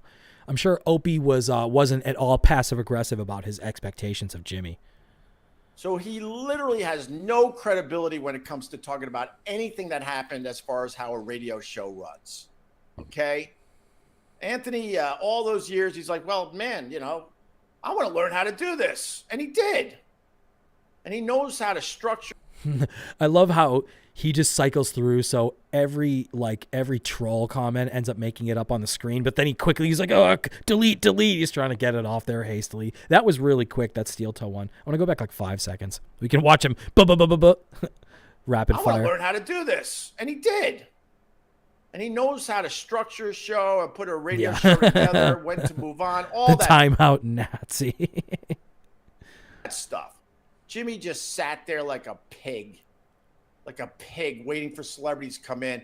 And then he would bring in like a garage sale, basically, of junk for these guys to sign. That was his big motivation, to get as much of his junk signed as possible. So when he tries to talk about how a radio should run, he has no credibility in my eyes, because I feel like when Jimmy wanted his stuff signed, it ended up becoming a funny bit for the show. So yeah, maybe there were times where it might make a celebrity guest feel a little uncomfortable or something like that, but it's not. Did it really cause that much of a problem? I know there were a couple of times where it did. Like for him personally, not necessarily where he was in studio and like putting a guest on the spot, maybe. But I don't think it's that big of a deal, and it was always funny. They turned it into a bit. Opie. He chose never to learn how it actually works. Was he good at it at times when he played his role? 100%. Okay, well, if he's good, he's good. Is he good at times? 100%. What? Doesn't make sense. So at times, at times he was like at full capacity. I don't know.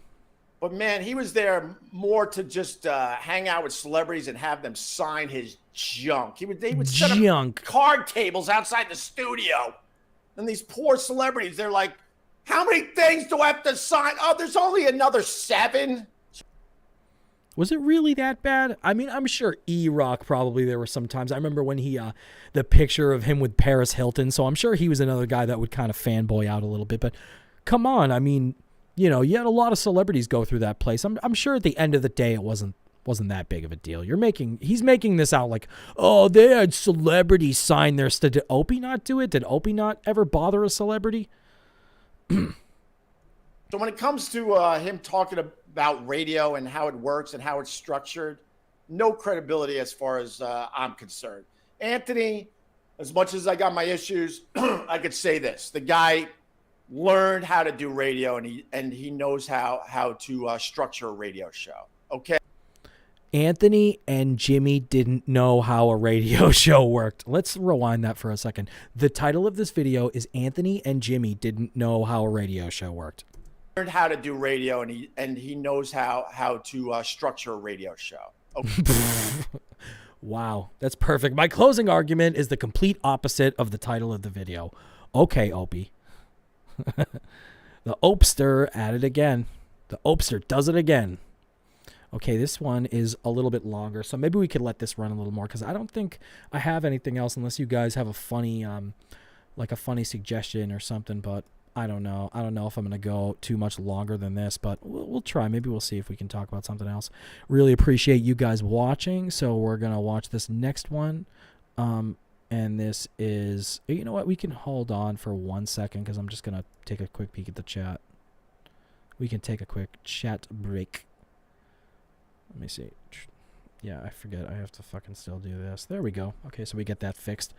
So, yeah, let's see what Bobo. You're not the real Bobo, are you? Like the real Bobo Curlin? If so, that's awesome, man. But I don't assume that this is the real Bobo, obviously. Okay, so where were we? Opie and Anthony with Louis C.K. reviews Paul O movie. Yeah, we talked about that. Louis was going after Paul O, and Jimmy was taking Paul's side. Adam, do you have a girlfriend? Stevie J, no, I don't. I am unlikable and unlovable. And yeah, I'm definitely kind of a loner. I mean, I wouldn't mind being in a relationship, but I'm just a complete fucking retard. So yeah, I do not currently have a girlfriend. Bobo Kraft. Bobo Jim is still on the radio. Yeah, that's true. I mean, I don't know if nobody listens to your show though, are you still technically on the radio? I feel like that's probably not that much better than, I'm sorry, but I have not been able, I can't listen to 2 minutes of Jim and Sam. It is so boring. That show is so unfocused. It's a shame because I think both of those guys are really talented and they're interesting guys, but I can't explain why they weren't able to I'm not saying it's going to be like Opie and Anthony, but I just can't explain why their fucking show is so terrible. So anyways, you paused on me on his show. I don't know what that means. Lol, Steve. Jimmy freaking out that he might not get a celebrity pick was awesome radio. What, you don't think so? I see the upper lowercase. Is that like, are you being sarcastic there, Gary?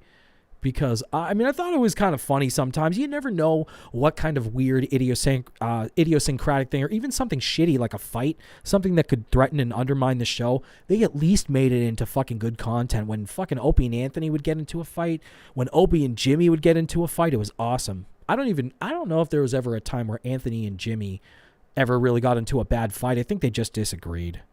But, yeah, let me see. So, holy shit, you're still going nice. Yeah, Jared, what's up, buddy? Glad you came back. Thanks. Welcome back to Jared. Am I pronouncing your fucking name wrong? Melrick? Jared Melrick or Melrich? So, remember J-Lo was there and we wanted her to sign a poster? Remember J-Lo? Are you the real Bobo? Fuck. Anyways, is Opie bald? Yeah. Yeah, I think he's balding. I think, what was I going to, sorry, I just got, that Opie bald comment kind of made me laugh. So, yeah, remember J-Lo was there and we wanted her to sign a poster. I wonder if J-Lo calls people who are jealous of her J-Los, you know what I mean? Like jealous, but she's probably like, they are all just J-Los of me. But yeah, dude, if you had J-Lo there, that's pretty fucking cool. I think it's weird that her and Ben Affleck got back together again. They actually got married near where I am right now in Savannah, Georgia. They got married somewhere. I think it's like a county over from where I live. And anyways, this isn't interesting to anybody. I went jazzing with my mom. Opie seriously just said these poor celebrities. Yeah, I know, right? Yeah, because he identifies with them. Opie knows what it's like to be like on top of the mountain and, oh man, I hate it when people bother me. I'm doing the Will Noonan Opie impression. Will Noonan's a funny guy. He was the dude who did the parody video of Opie spinning around. He knows Opie. He was a comedian who like kind of knew Opie and he ended up trolling him in the nicest possible way because he likes Opie. He's not like a dick about it, but it was funny. It was another thing that pissed Opie off. Another Opie ally who, you know, can't help but kind of goof on him. He's so fucking ridiculous. So Opie seriously just said those poor celebrities, Bobo, everybody just saying hi to each other. Yeah, Opie, I don't know. Are you on the East Coast, Adam, Jared, Melrick? Yeah, I'm in Savannah, Georgia currently. I'm from Boston originally and moved out to Las Vegas before the pandemic. You know, like I told you earlier, I don't know if you missed the speech about the little bottles, but if you get a chance, Jared, watch the replay because we did the videos where I watched my second YouTube video. Hopefully, trust me, they get more and more cringe as time goes on. I'm going to pick the best ones to do. So there are so many Bobos. It's an Italian song, I think. I mean, is it the real Bobo Curlin from Opie and Anthony? He did, you know, it's funny because he's always in, what's his face, Why Do I Podcasts chat. And then I didn't think it was him. And then I saw the actual real fucking Bobo Curlin was on, he was on Kevin's show. He was on Why Do I Podcast. So I'm like, oh, that's kind of cool. But I'm just still not sure because anybody could just make an account and call it Bobo. But if it is you, Bobo, seriously, what's up, bro? Fucking loved you on Opie and Anthony. Some of the funniest fucking bits were you guys. Stevie, Jared plus Adam equals love. Aww. Bobo, we are in sync, man. Done. Ask Jared. There are many Boba. Okay, I'm just reading the chat. I'm really being like Stuttering John now. Not that I want to read your guys' chats, but it's like for anybody watching the replay, it might be just retarded listening to me react to this shit. Gary Crouch. Yes, Adam, I was being sarcastic. I love Jimmy. Jared Merlick. Bobo, my dog is a Snoodle. My mom is Aurora. Jared Merlick. I'm actually Scottish English. Dad was adopted. Mare is more... Okay, I'm just reading people's sidebar conversations now. Yeah, Georgia, Jared. Yeah, I don't know. Georgia isn't really that great. I mean, it's all right. I'm not planning on staying here. I'm thinking of going to Jacksonville after this. If I did win the lottery, like I obviously hope that I do, then I would definitely go back to Las Vegas. Yeah, I loved it out in Vegas, man. My time out there was cut very short, and it was psychotic. It was crazy, but I really enjoyed it. I just liked not knowing what the fuck was going to happen next. And there were crackheads and grifters and drifters and everybody out there is always scheming something.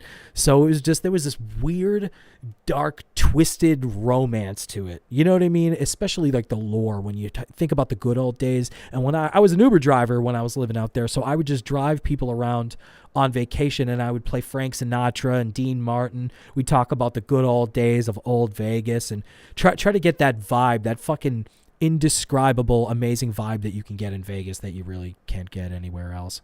So anyways, that was a fake Bobo. Jared Melrick. Well, I know Bobo from Howard Stern. It's a different Bobo. Okay, now I'm just getting confused. Bobo in Spanish means beautiful. Yeah, this definitely isn't Bobo. Gary Crouch. We win the lotto, Adam. Yeah, that's right. Yeah, Gary. Yeah. Well, if it's, yeah, that's right. Because you did donate. He donated me $2. So you want me to buy a lottery ticket with that? Consider it done, buddy. Because I'm gonna do it. Bobo, you had me at crack. That's funny. Okay, we gotta watch the rest of the video or the beginning of it. Let's watch the whole fucking thing, right? Anyways, thank you guys for sticking with me. It's been great hanging out with you. Probably going to finish this video, and maybe I'll talk a little more, and then I will probably end the stream. Because this hasn't been I honestly don't think I'm doing that great of a job tonight, but I'm having fun. It's like, that's the thing, is even if, like, I'm not the best fucking live streamer, I have fun doing it. Try to make the show interesting and break it up. It's just the fucking... I think the malfunctions with the soundboard have really bummed me out, and it's been really hard to overcome. But I really appreciate you guys for being here. Appreciate your support, financial and otherwise. If you guys are interested in Delta 8 cannabis, I don't know if you guys get high, but you know that even if you're living in an illegal state, you can get Delta 8 cannabis, which is a form of cannabis that is actually federally legal because of the 2018 hemp bill. So this Delta 8 cannabis is a little less strong than Delta 9 cannabis, but it's all I smoke now. I love it. I actually get these gummies that I've been taking too that are really great. So you can get gummies, and you can get flour, and you can get disposable vaporizers with Delta 8.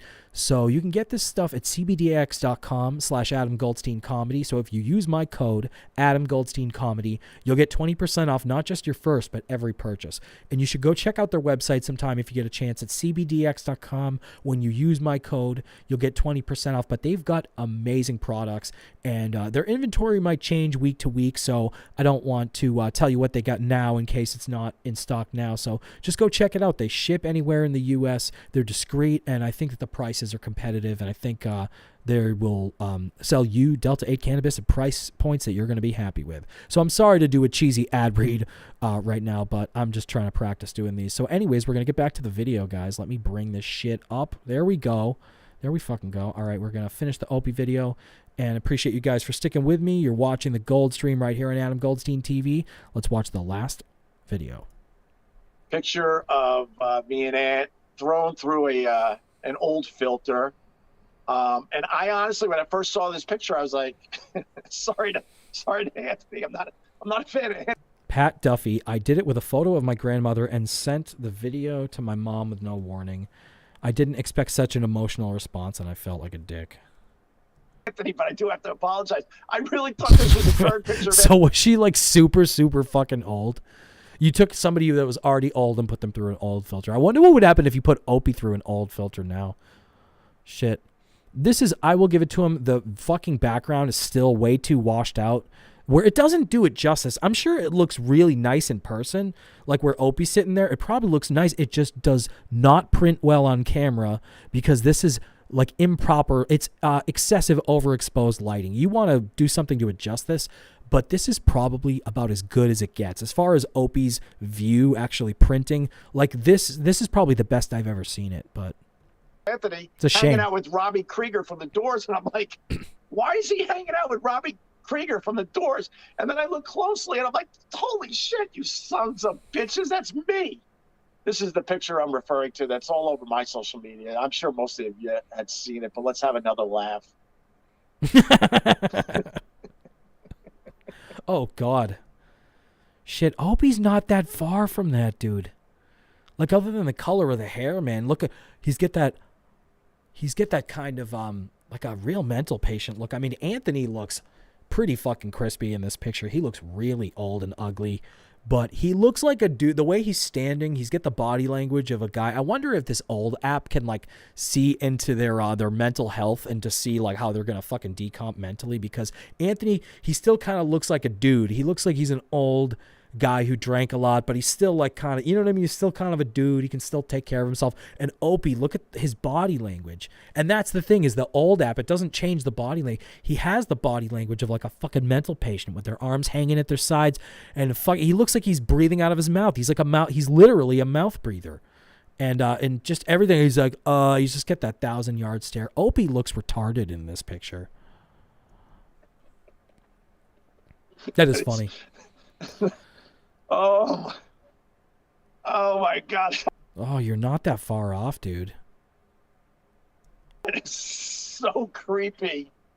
That is so creepy. Yeah, Opie, that's what everybody fucking says every time they watch you live stream. Ugh, and they look at your... You know what, though? He looks healthy. He looks a little healthier. He goes through these little cycles, but I don't know when this movie... you know what? This movie. Fuck. I don't know when this video came out. This has to be a real recent one. Maybe not. I don't know. No, I think... Did he cut his hair? You know, I don't even fucking know what the timeline is with Opie. He has been known to repackage these things. He does take videos and, like, recycle them. And then, you know, you have to have all the idiots. Most of them trying to be funny, but what are you talking about? It looks like that picture was taken last week. Or maybe next week.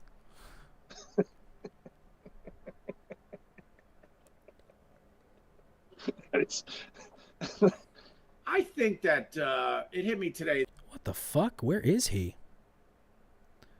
What the hell is this? Is this him standing, like, right at the window? Jesus Christ. This is nauseating. That the O&A show was never supposed to be...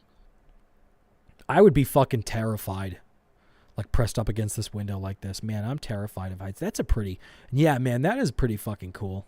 The view looking down, I think, only because you can see everything. You don't have the sun shining into his face. Maybe he's actually starting to think about the fucking light source thing. Maybe he's actually working the steps and troubleshooting his show a little bit. Because I gotta say, I mean, Opie's still a fucking idiot, but this looks a lot cooler than the stupid fucking sunset that we've seen 100 million times.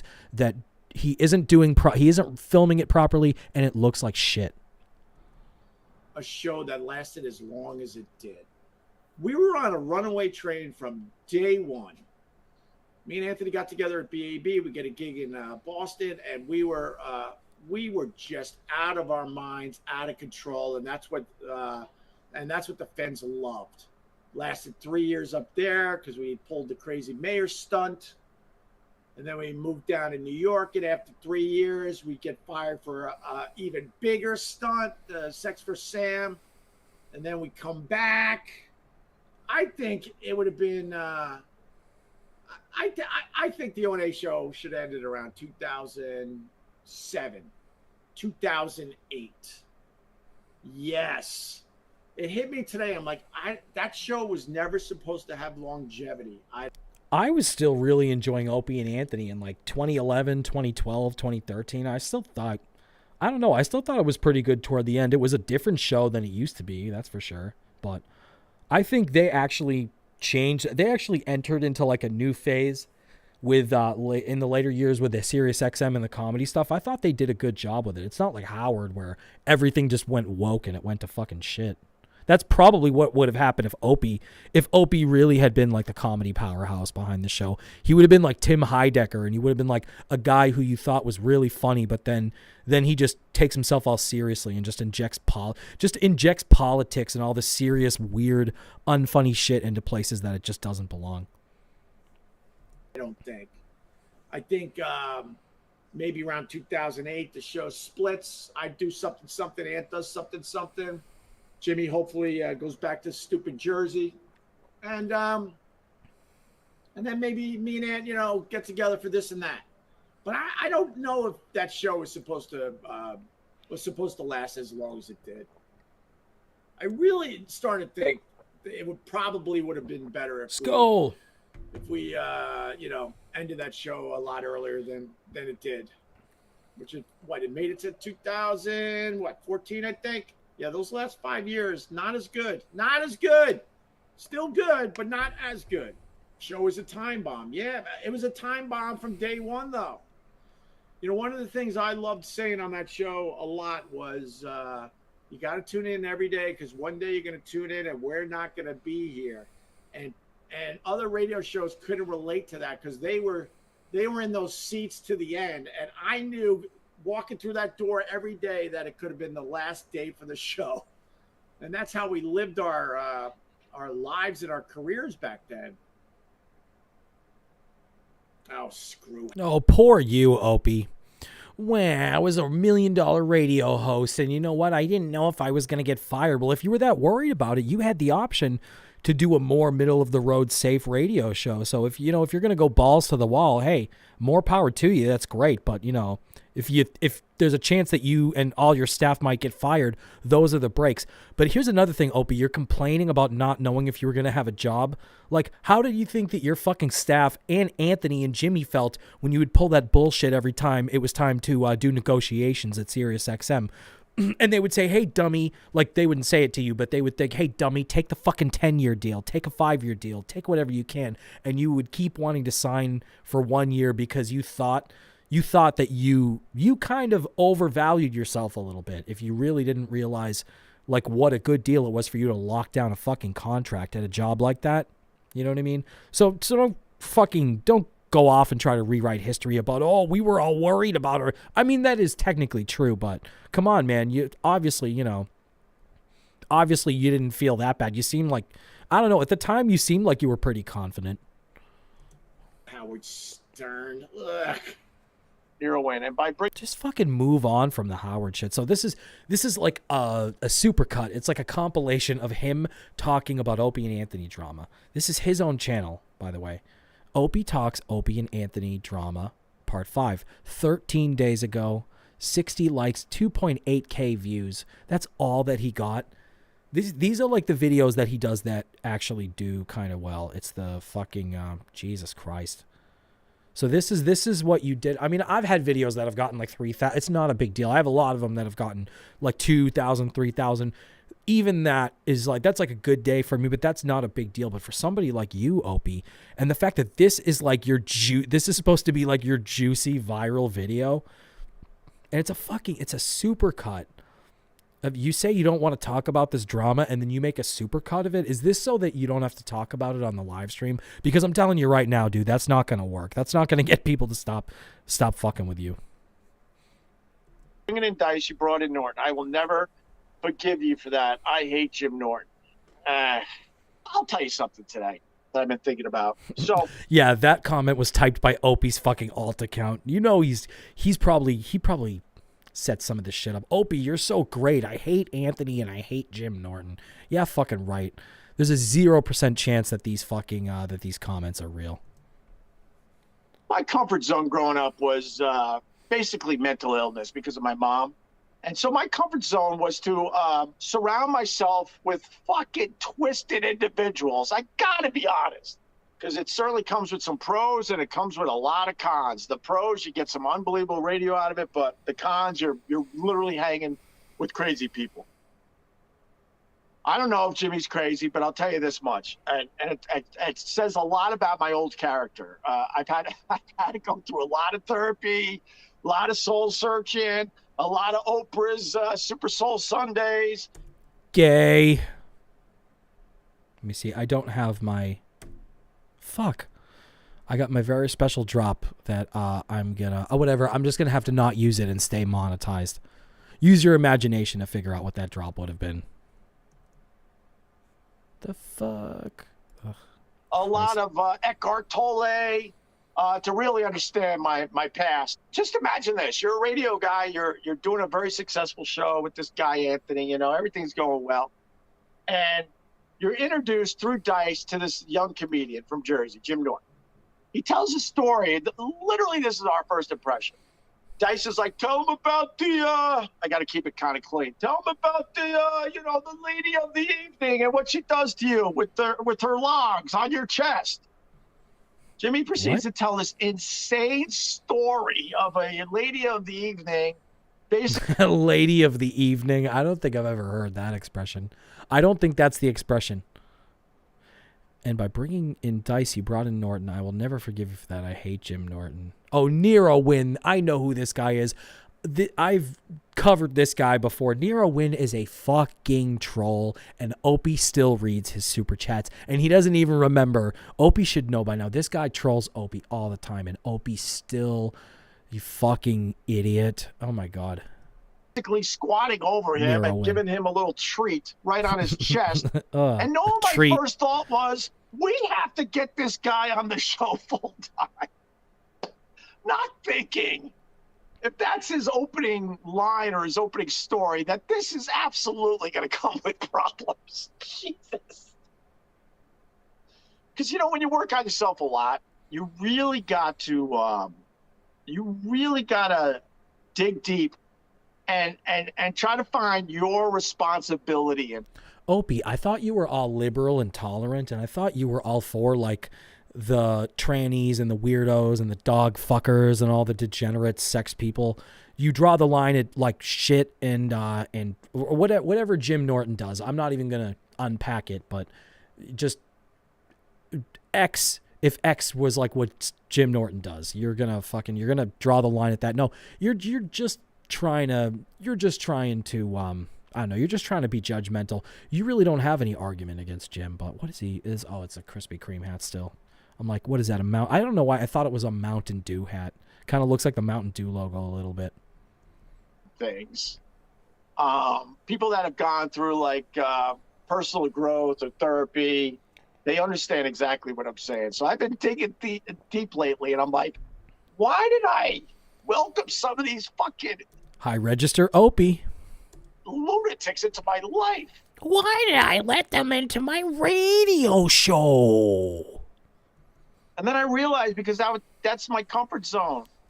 My comfort zone was, I was brought up around crazy, so that didn't freak me out at all when it came a call and after I left my my parents' house and I was out on my own.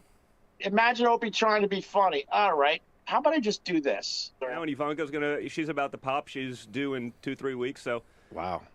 Yeah, that's why she's off the trail for the moment. She's so hot, bro. Yeah.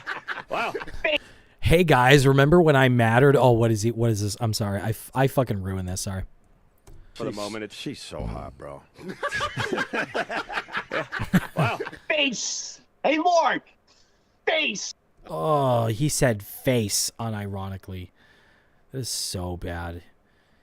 Oh, Opie, he's such a fucking dummy. Opie, do you listen to what Anthony? Henry YouTube. Opie, do you listen to what Anthony says or do you not care at all? Yeah, I know. Let's find out once and for all what Opie thinks of Anthony. He says, or do you not care at all? I don't care at all, but at times some of the stuff hits my radar from people I really, really trust, and then I feel like I don't care at all, but gotta fight back. But the fact is, I couldn't tell you the last time I heard a word of Anthony's show. I couldn't tell you who's on. Nervous touching in the face. Talks about. Or do you not get it? It's fucking but every once awesome. in a while, people that I really, really trust will hit me with something. I'm like, oh, really? And then I have to like kind of comment about it. But honestly, I just wish the guy,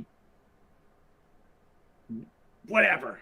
I just wish I wish him the best. Why don't you just not talk about him? You talk about him all the time, and it's like you have nothing to say. You're flustered, and it's this is so embarrassing. If I were Anthony, I'd be so satisfied just knowing, like, I know Anthony whatever you want to say about the guy. I know there's a lot of people, you know, there's a lot of people who like my show that don't like Anthony, but he is clearly the winner in this situation. Opie, he knows it. Opie knows it, and Opie is just constantly seething. I don't know exactly when this is from. This might be from like a year ago, but why would you do this? Why would you cut this together as a compilation? I mean, doing like, you know, I doing the live stream thing right now. I'm not that good at it. There's definitely dull moments. There's definitely lulls in the conversation. There's definitely points at which I know I'm not like doing the best show that I could do, and I'm trying to fix it, move it along, make it work better as time goes on. But with Opie, he clipped this. He's not making fun of him. So I know I'm one to talk because I've made plenty of shitty content, but he actually clipped this and put this out like he thinks this is a best of. Oh, that's really sad. To him, this is Opie's best of. What can I say? I don't know. know. I didn't do anything fucking that crazy to anybody I worked with that deserved the horseshit and the abuse for all these years. I know that. I sleep well at night knowing that. Let's see. You self-righteous motherfucker. Podcast with Ant and Jim, it would explode. No. It would never happen, but I mean, in theory, it would be. I think it would be a disaster, and it would be interesting to watch because it would be a disaster. But it would never fucking happen. But I do appreciate the comment, though. They're obviously fucking with him. People are amazed that I don't want to do this stuff. Why? Nobody really thinks you're going to do it, Opie. They're making fun of you. I think what makes it easier is I was on top of the mountain for a while, way longer than I ever thought I would be. I saw the view. It was nice. It's not all it's cracked up to be.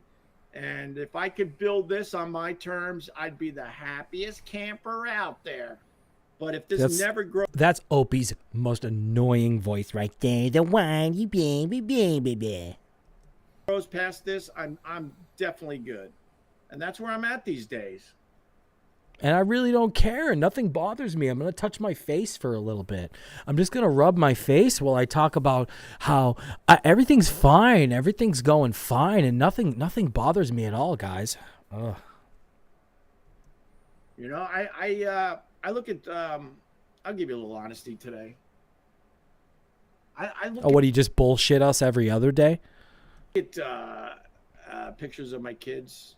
Very important, special moments in their lives. Sometimes I see these pictures. I don't remember being present.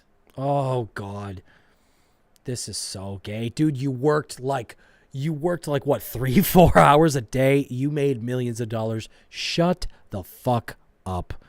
I don't remember being. You know what? Then you're an asshole, dude, because you lived in the city. You lived in Manhattan. Right? Yeah, you lived in Manhattan. You didn't always live on it wasn't like you didn't used to only have a house on Long Island in the Hamptons. So you lived in Manhattan, you worked 3 fucking hours a day. You know what, dude? If you didn't get to spend time with your kids, it sounds, maybe I'm wrong, unless I'm missing something, that's on you, Opie. Because that show took up a lot of my time.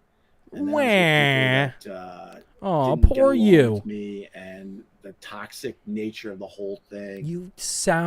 Opie sounds like a fucking woman. I think that's the thing that's the crux of, I think, what bothers people so much is that I wouldn't even say that Opie and Anthony's show was like anti-woman or anything like that, but I think the show definitely reflected like a male outlook on life. There was definitely a male sort of ethos to that show.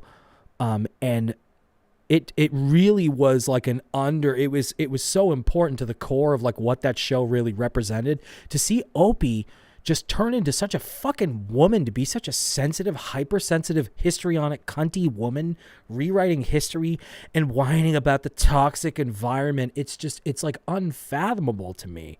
That like if you'd told me in 2013, 2014 that this is the guy he was going to turn into, like, I just can't believe it. I can't believe does he really believe this fucking shit? He really has lost his fucking mind. The toxic environment, Opie, you sound like a fucking cunt.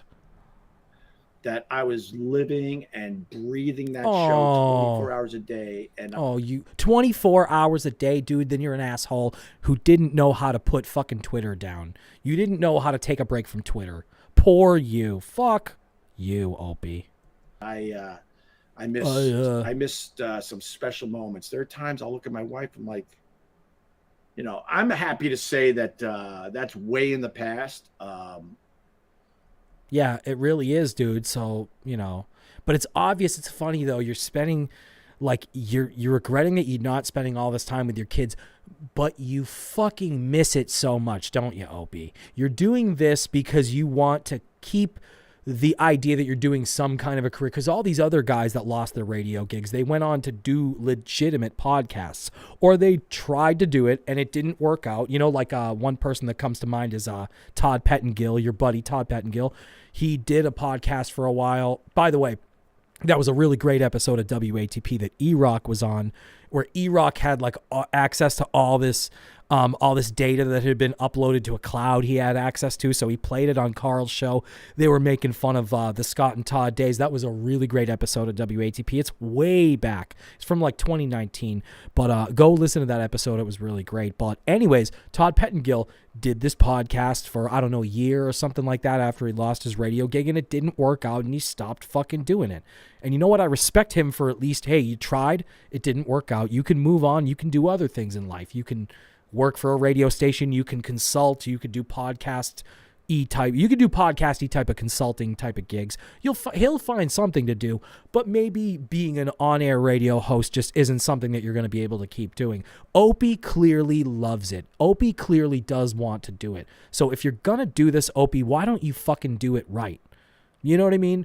You take yourself so seriously. Why don't you take like the way you run your show and why don't you take that shit seriously? It might pay off. You know what I mean? I put work into my show. It helps it a little bit. I mean, I'm not a big show by any means, but I think it would be nice to see Opie really work on his show. So hold on 1 minute. I'm going to take a quick break and read the chat because I'm way behind in the chat. And you know what? We're going to savor this last one, and I'm in no rush to really finish. So I understand if you guys can't stick around, but I'm just going to keep watching Opie because you know what? I got nothing else going. We still got 7 people live, so that's pretty cool. Thank you to everybody that's still in the chat, that's still watching. Really has been awesome hanging out with you tonight. You are watching the Gold Stream right here on Adam Goldstein TV, and I'm going to read a couple of chats real quick. So, Bobo, I'd rather watch One Too Many than watch Opie. I want to say, did you guys watch the watch party? So I don't know if you guys watch Why Do I Podcast, Kevin Dumbfuck from Why Do I Podcast, and Dabblers Unanimous, the Guitar Rabbi. So they did like a joint venture where they did a watch party for One Too Many, and I was in the chat. I was watching. I think they're going to be doing another one, but it was really fun. The movie is craptastic. It's awful. Definitely worth a look. And it's like just watching it by yourself would be all right, but I think it's a lot more fun when you're doing it as a watch party. I think it makes it more fun. So if you haven't seen One Too Many, definitely check it out. It's shit-tastic. Cunt, fuck, terrible movie. John is a fucking cunt that he thinks he's a filmmaker. I can't believe, dude, fucking, what's his face? Fuck, what's his name? Mark Cuban is in it. Mark Cuban is in the movie. It's, like, surreal. You won't believe, like, what John actually was able to do. I'm going to admit, it's impressive for a retard like John, but the movie is not good at all. It is the stupidest piece of shit ever. I'm actually kind of surprised that he was even able to get the diminished National Lampoon brand to lend their name to that fucking crap. The movie was horrible. The acting was just terrible. It's a piece of shit. Thank you as well, Adam, Jared. Yeah, no problem, dude. Bobo, thank you, Jared, for supporting Adam. Gary Crouch, thank you, Bobo, for supporting Jared, for supporting Adam. Bobo, I'd rather watch the One Too Many than watch Opie. I already read that shit. I'm a retard who doesn't know how to, like, or if I'm going to read this shit, I should read it in order. Jared, thank you, Bobo, for thanking me, for thanking Adam. Thankfully, we are thankful for thanks. Well, thank you, Jared, for thanking Bobo, for thanking Jared, for thanking me. Yeah, sorry, I'm just trying to tag that. I'm trying to add to that. So, Bobo, C, Gary. Okay, I'm seeing everybody. This is Mazel. I'm third generation Oregonian, mom's dad, Jared. Oh, that's pretty cool, man. I've never been to Oregon.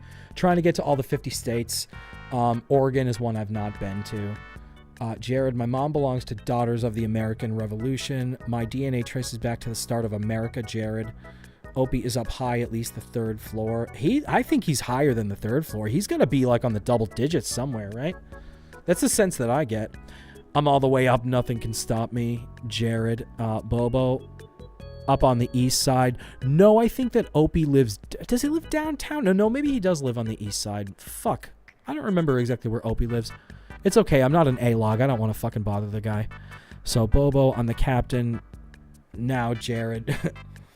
Gary, Bobo knows. Jared, I love both of these shows. Bobo, fuck. I grew up watching Love Boat. Jared, yeah, Love Boat's a pretty fucking cool show. Oh, and Gilligan's Island, yeah. Anyways, before I reveal any more how fucking old I am, because I understand those references, we are going to finish this Opie video. If you guys have any ideas for videos to do, do me a favor, post a link in the chat. I will check it out. If you guys want to leave a funny voicemail, if you guys ever get drunk some night and just want to leave a funny voicemail for me to play on the show, leave me a voicemail at 781-908-2395. If it's funny, I will play it on the show. I've had some people leave some threatening ones and some pretty... Maybe I could revisit the old ones that I have. I still have them saved. So, yeah, I really do appreciate it. If you guys haven't already, hit that like and subscribe button. I'm sure right now you guys are probably subscribed, but if you're not, please do me a favor and subscribe. Really does help my numbers, especially if you smash that like button, and that does push our show into the algorithm and gets more people to come and discover the Gold Stream here on Adam Goldstein TV. You can also donate to my PayPal. The links are to the left, on the left side of the screen, and you can also send me super chats, but no pressure. I really do appreciate any support I get, financial and otherwise. I really appreciate you guys for being here. You guys are awesome. And you're special just because you're you. Yes, I got a fucking drop to work, man. Okay, now I'm happy. Now that's pretty fucking awesome. So, yeah, so I'm going to... Oh my god, that is so fucking great. Jesus Christ, it fucking worked. Nice, dude. Okay, let me see. What's another one that I can fucking play right now? Get a life, Jews. Okay. You're pretentious. Cool, now I can fucking,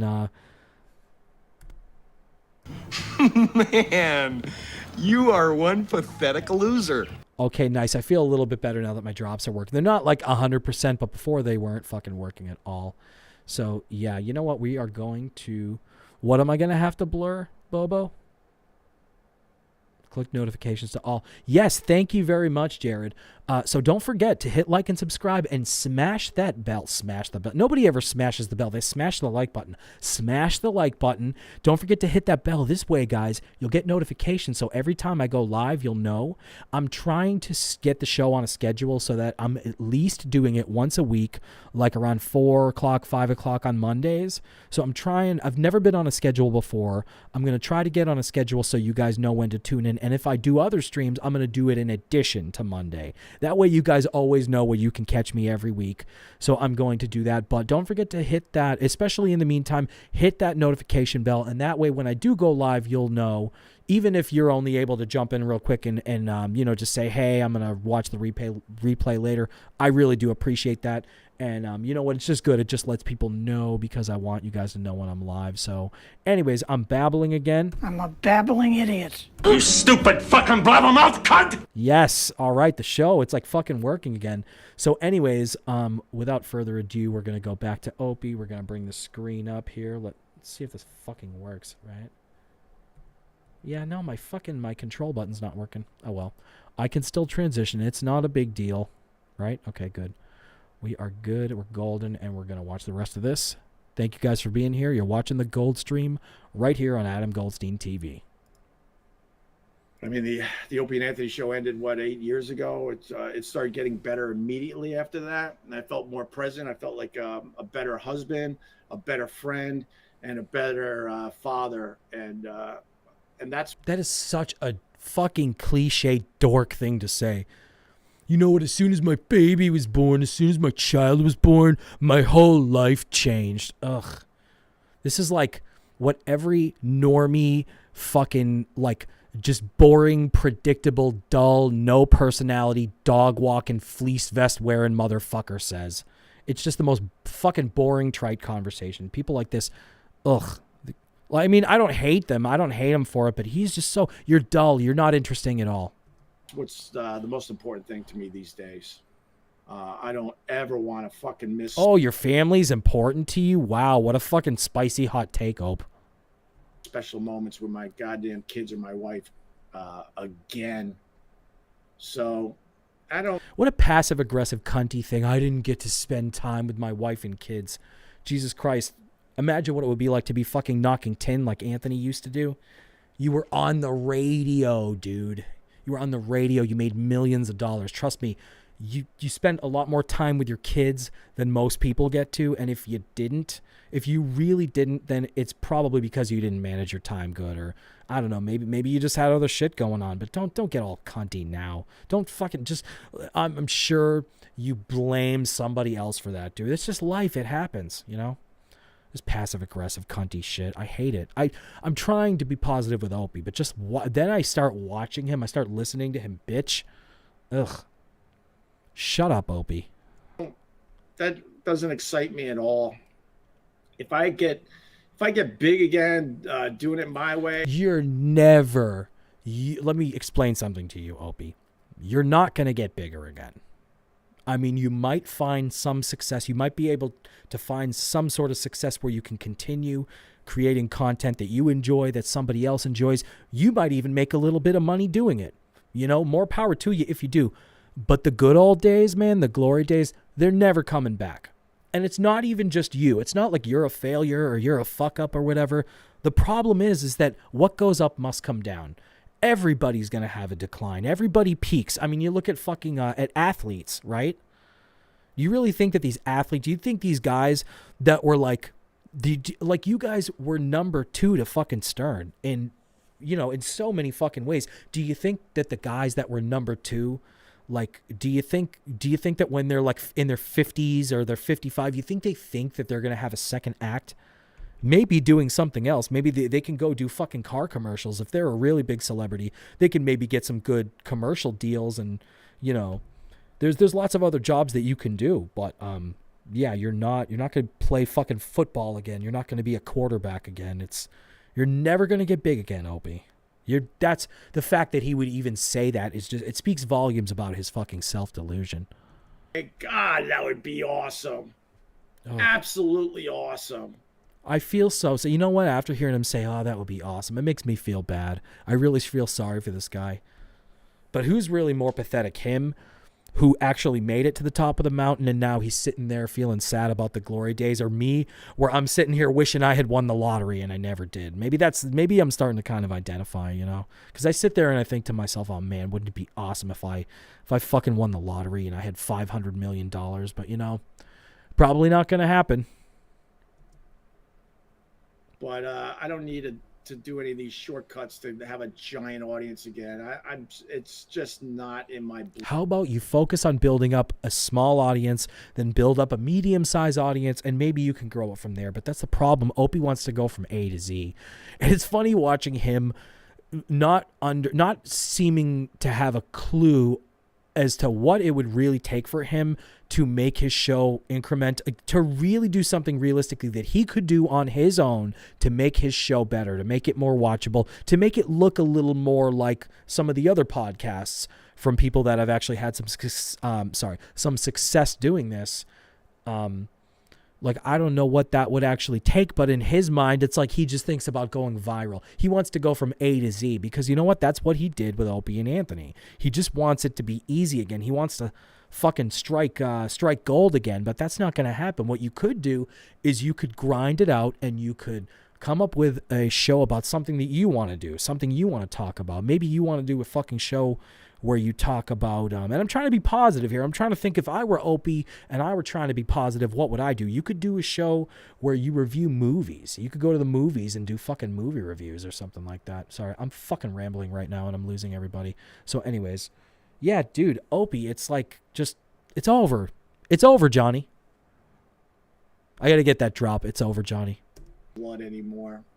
Opie, this was the best stream. The part about you talking about being a dad and husband during the show is really real and interesting. No, it's not. That's a fuck. I hope that guy's trolling him.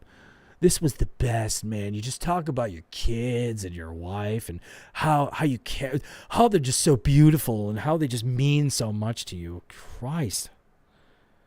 This is what I'm talking about. These are the fucking dog walking fleece vest wearing motherfuckers who actually, these are like his core audience. This is his Facebook group. fucking hated what I sacrificed for that stupid show. I fucking hated it. And I'll tell you why I did it. Because I was making ridiculous money.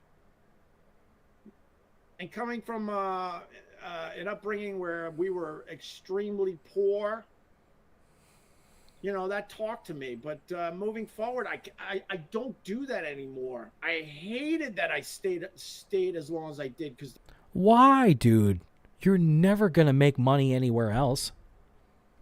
He hated that he I mean, I get it. Like, it wasn't, your relationship with them wasn't good or whatever. Dude, worth it. What, 3 hours a day of having to fucking make fucking bullshit small talk with Jim Norton who hates you? Dude, I'd do that. I'd do that for $250,000. the money was so fucking great. There were things, I maybe on a future live stream, there were things that I sacrificed in my personal fucking life to try to keep that dumb show going. Oh, like what? Like taking fucking calls from Snowy from Michigan? That's not a spicy hot take. It's everybody's fucking take. But seriously, dude, you I sacrificed myself, guys. Jesus. All right, so I'm going to check out the chat real quick. A message retracted. Gary, Jared, how come you guys retracted your messages? Oh, and you know what I forgot to do? Here, Jared and Gary, I'm going to make you guys moderators so you guys can moderate if you want. You don't have to. I just figured, and I would have done this, but where's made moderator? Oh, can I make you a moderator? Fuck, Gary. Hold on. But the reason why I want to make you guys moderators... Oh, I can't make you a moderator? Maybe you don't want to be one. I'll make you guys moderators, but what was I going to say? Yeah, so Jared, I made you a moderator. Gary, I want to make you a moderator. It's not letting me make you a moderator for some reason, Gary. But I want to make you a moderator. But if you don't want to be, that's okay. But, yeah, anyways, so Jared is saying you were copying Gary. Yeah, Opie, you had nothing to do with the show's success. I mean, I'm sure he had something to do with it, but I think for him to just be like, it was so, he's acting like he's fucking Jesus Christ up on the cross right now. It's like, dude, you were on a radio show. You guys were, it was like an anomaly how fucking successful you were, and you should be happy. You should be proud. You should be great. Going on, it reminds me of like these fucking like that, what is it, like these people that want to rewrite history, all these actresses that are like, they're like, oh, it was so terrible, like the victim bullshit. You know what I mean? It's the kind of victim bullshit that you expect from a fucking woman. You know what I mean? So anyways, yeah, Bobo, it was a pistol. I didn't feel good having it kids, so I have 2 Rottweilers.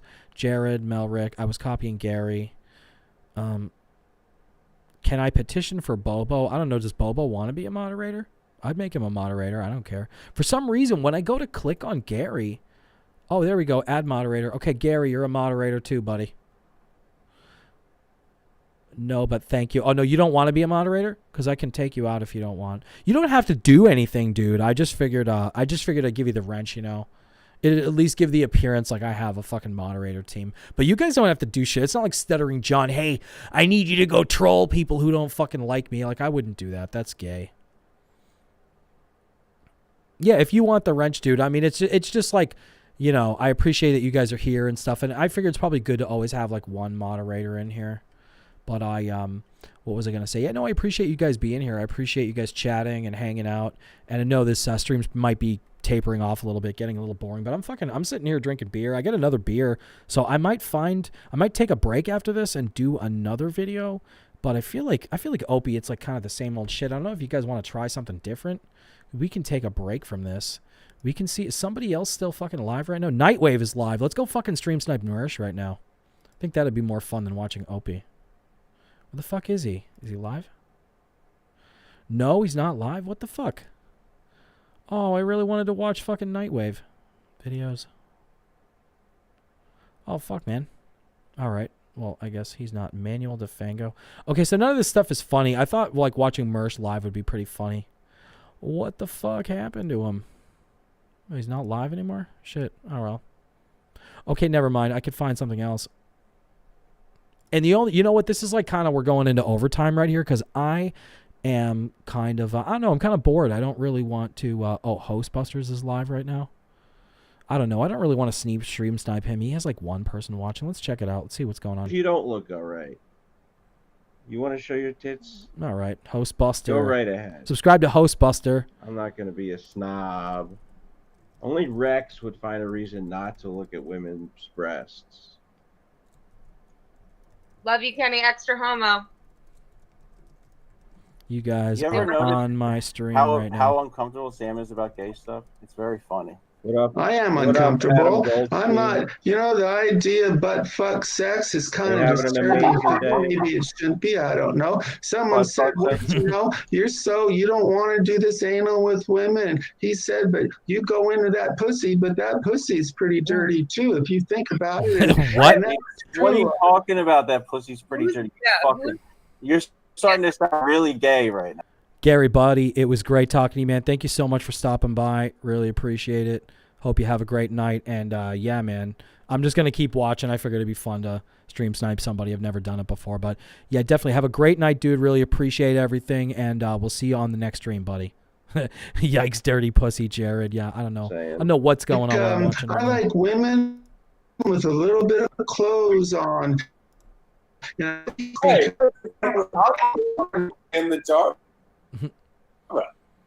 Everybody in the chat in this show is like, what the fuck am I listening to? I really wish Nightwave, I really wish Merce was live right now. I would definitely like to watch that. What the fuck? This is the thing. I'm a cunt for even making, like, for even putting this on my channel right now. Let's, fuck, man. Why isn't Merce live? Where's the fuck? Where the fuck is he? Streamed 2 hours ago. He has 8 seconds. Streamed 10 minutes. Oh, okay. So this was yeah, you know what? I don't want to stream snipe him if he's not live. I don't want to just watch his content, but he's not live right now. Let's see. Fuck. We could watch some Stuttering John shit, I guess. We could watch Hal Sparks. Let's fucking watch Hal Sparks. The Trump MAGA Paul Pelosi. Yeah, this doesn't look like it's that fun. Fuck, man, this all looks so fucking boring. Ooh, Trump. Okay. Panic is a flurry. Okay, this looks good. Let's watch this. Little Hal Sparks. The world is full of darkness. But there's one man who can set it all straight. President Trump on cleaning out the rot and corruption in D.C. I know what you're thinking. Didn't he already have 4 fucking years to do something? Oh, and yes, DePap had a blog. We looked at it when it first happened. I was on the air the morning of, and we looked at it before the site was taken down. The new House committee. What the fuck is going on with Trump? I don't know if I watched this already on the last stream, but seriously, dude, what's going on? We got to talk about what's going on with Trump. Look at his fucking face. He really does look like a baked potato. He looks like a sweet potato. Jared in the chat. Hal Sparks is really smart, very entertaining, but also a lot. You really think he's smart? I mean, I don't think he's comedically smart. I think if maybe he's got ideas in his head. He seems like a pretty down-to-earth guy as far as how he lives his life. He seems like he has his shit together. I don't really think that, I don't know. I think that his opinions and his comedy are just way off base. I don't really appreciate it. But the one thing that kind of motivated me, honestly, to like kind of fuck with Hal and like do his content was just his association with John. And it seemed like for somebody that's, you know, so liberal and so self-righteous and so highfalutin, for him to be friends with somebody like John who does the shit he did, like, and this was during like the Heather W days when John was really fucking doing crazy shit to that woman. And the woman I'm talking about, Heather W, she's John's victim, his sexual blackmail victim that I interviewed, which was basically kind of what got the channel jump started. She actually was a fan of Hal's too, so she didn't like know him. He didn't really know who she was, but she was a fan of his show, and he didn't even give a fuck. He didn't even care. He kept being friends with John. So I always was kind of perplexed by like, and I was asking Shuli this today. I think he had a pretty good answer to the question, but that reminds me, I probably should end the stream in a little bit because I have to edit my Shuli interview, which was recorded today, which was really great. Shuli was awesome. Be sure to look out for that on my channel. And you know what I was saying? Like, what the fuck? Why is Hal friends with John? I don't understand. They did have a little bit of a past, like they worked together, but it seems so weird. Hal seems like a fairly, you know, a guy who kind of has his shit together, and John is a mess. John is like a, you know what I mean? He's I don't know. I'm fucking rambling here. Fuck. I was gonna play one of my drops, but it's not gonna play. I was gonna play my I'm a babbling idiot drop. Hold on. No, it's not. Now they're back to not fucking working again. I don't understand. I don't understand why my drops aren't fucking playing. That's bullshit. All right. Anyway, sorry. This is horrible. I'm doing a horrible job right now, and I'm probably gonna drink another beer and maybe watch another video. So if you guys can't stay and watch, I don't blame you guys. If you guys want to stay and hang out, cool. But I probably should stop the stream right now. But I'm gonna just keep going. Fuck it. So let's see what the chat says. Bobo Z. Yeah, sorry, Bobo. I know this might be getting a little boring. Maybe we should watch To Catch a Predator. That would be kind of funny. Hal Sparks is really smart. No, he's not. Jared, yes. Jared Melrick, he's a bit methy. Hal, you think so? Really? I thought he was supposed to be straight edge. Bobo, dad's home. He is gonna dunk mom and ain't got dinner done. No, mama, no. Jared, he dumped John a few years ago. No, it wasn't a few years ago. It was recently, though. Supposedly, he doesn't really talk to John. I think he tries to. He doesn't really want to like have a big war with him, but he does. Supposedly, the word on the street is he does not talk to John anymore. He dumped John a few years back. I felt like Hal was getting what he could out of John and milked it dry. What though? John doesn't really have any clout. There's really, maybe that's what happened. Maybe he realized, oh, John is somebody that doesn't have any real, well, John did have connections, but he's just burned every bridge now. And he's somebody that, he's just attracted so much negative attention that I can't imagine how many trolls Hal must fucking deal with on a weekly basis. I'm not even talking about some shithead like me just doing goofy videos about him, but he probably gets a lot of shit because of John, and I'm sure he probably doesn't appreciate it. You're doing great, Jared. No, I appreciate it, man. Yeah. You know what? I'm bored. I know most people, it's getting a little boring now, but I mean, like, I'm having fun. I feel bad. I hope it's not getting boring for you guys. And I know that this is going to be a replay too. So people who usually tune in for like an hour-long stream or something, I do have a decent amount of people that do watch the replay. So I'm just thinking like they're going to tune in and be like, what the fuck? You did like a 4-hour fucking stream.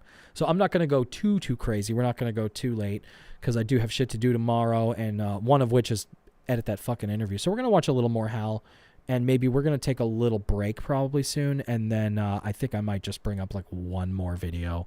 I'm going to do something like a little bit of dessert to finish the night off.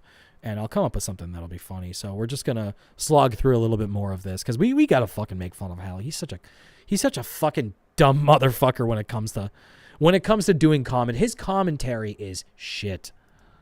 Paid for the programming that would be required to help them track down child pornographers and fentanyl salesmen. It's interesting. If only the FBI had paid Snapchat for the same fucking procedure, it wouldn't be the place where most kids in the country can buy fentanyl.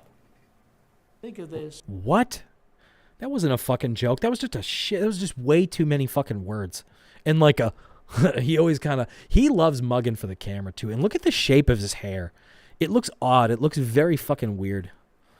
His hair looks so fucking weird. You might as well just not even grow your hair long, Hal. He would look pretty normal if he just had a normal haircut like a man. I don't understand why men like to wear their hair long. I never understood the phenomenon of men with long hair. To Twitter, over $3 million. And I'm so broke right now. What I could do with that $3 million. Oh, the fish delights. Oh, the Ivanka lookalikes I could get. Oh, terrible church lady fucking impression. You know what, Ben? I love this fucking Hal. Duh. Yeah, this is like the look that Hal should always have, man. I'm on a long fucking delay. I'm on like it's got to be at least a 10-second delay. I'm looking at myself. I'm monitoring in the computer, like that's next to my other computer. Anyways. Yeah, dude, this is worse than the fucking Ben Shapiro impression of Trump. Have you ever heard Ben Shapiro's impression? Oof. Oh. Bad. Oh, my diaper is full. I edit. And the purpose was to get it wrong, to do bad things to our country. Trump does kind of look like he's high. There's something about him looks so off, man. He really doesn't look like the same guy. I got to admit. Oh, Hal's fake laughter. The purpose was to... I'm fake laughing, everybody.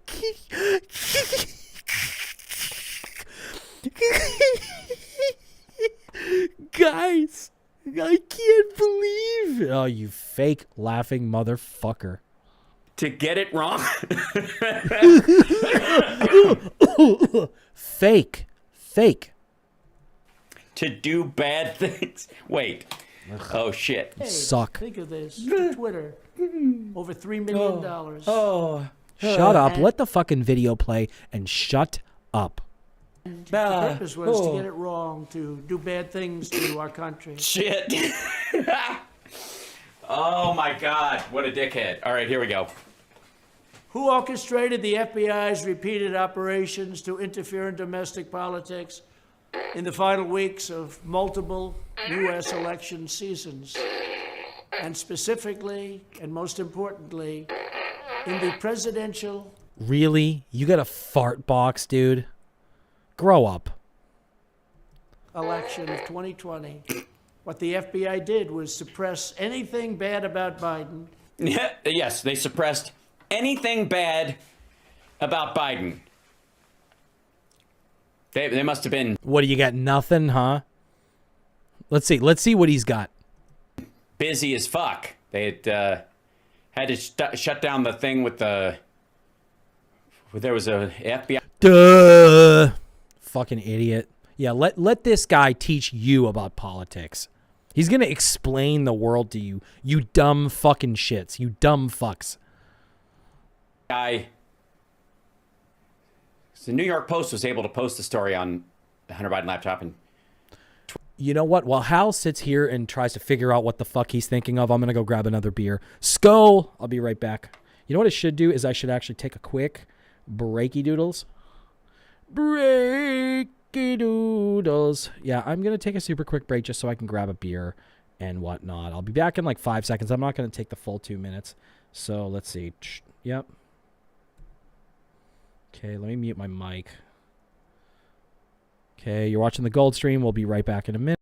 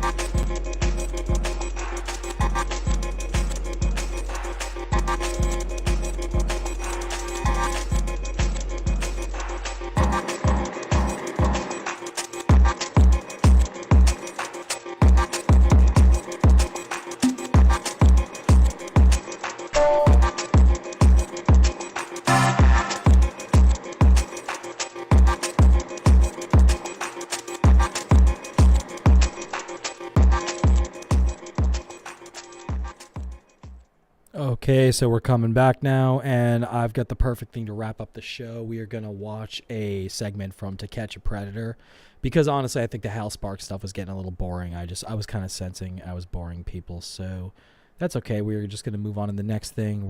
I'm like having fun fucking streaming tonight, so I don't really give a fuck. So if those of you who are watching the replay are like, what the fuck, sorry, I just having a little bit of fun tonight. So anyways, hopefully my behavior will be cringe-tastic enough to, I don't know, make this interesting enough. So we're gonna watch To Catch a Predator.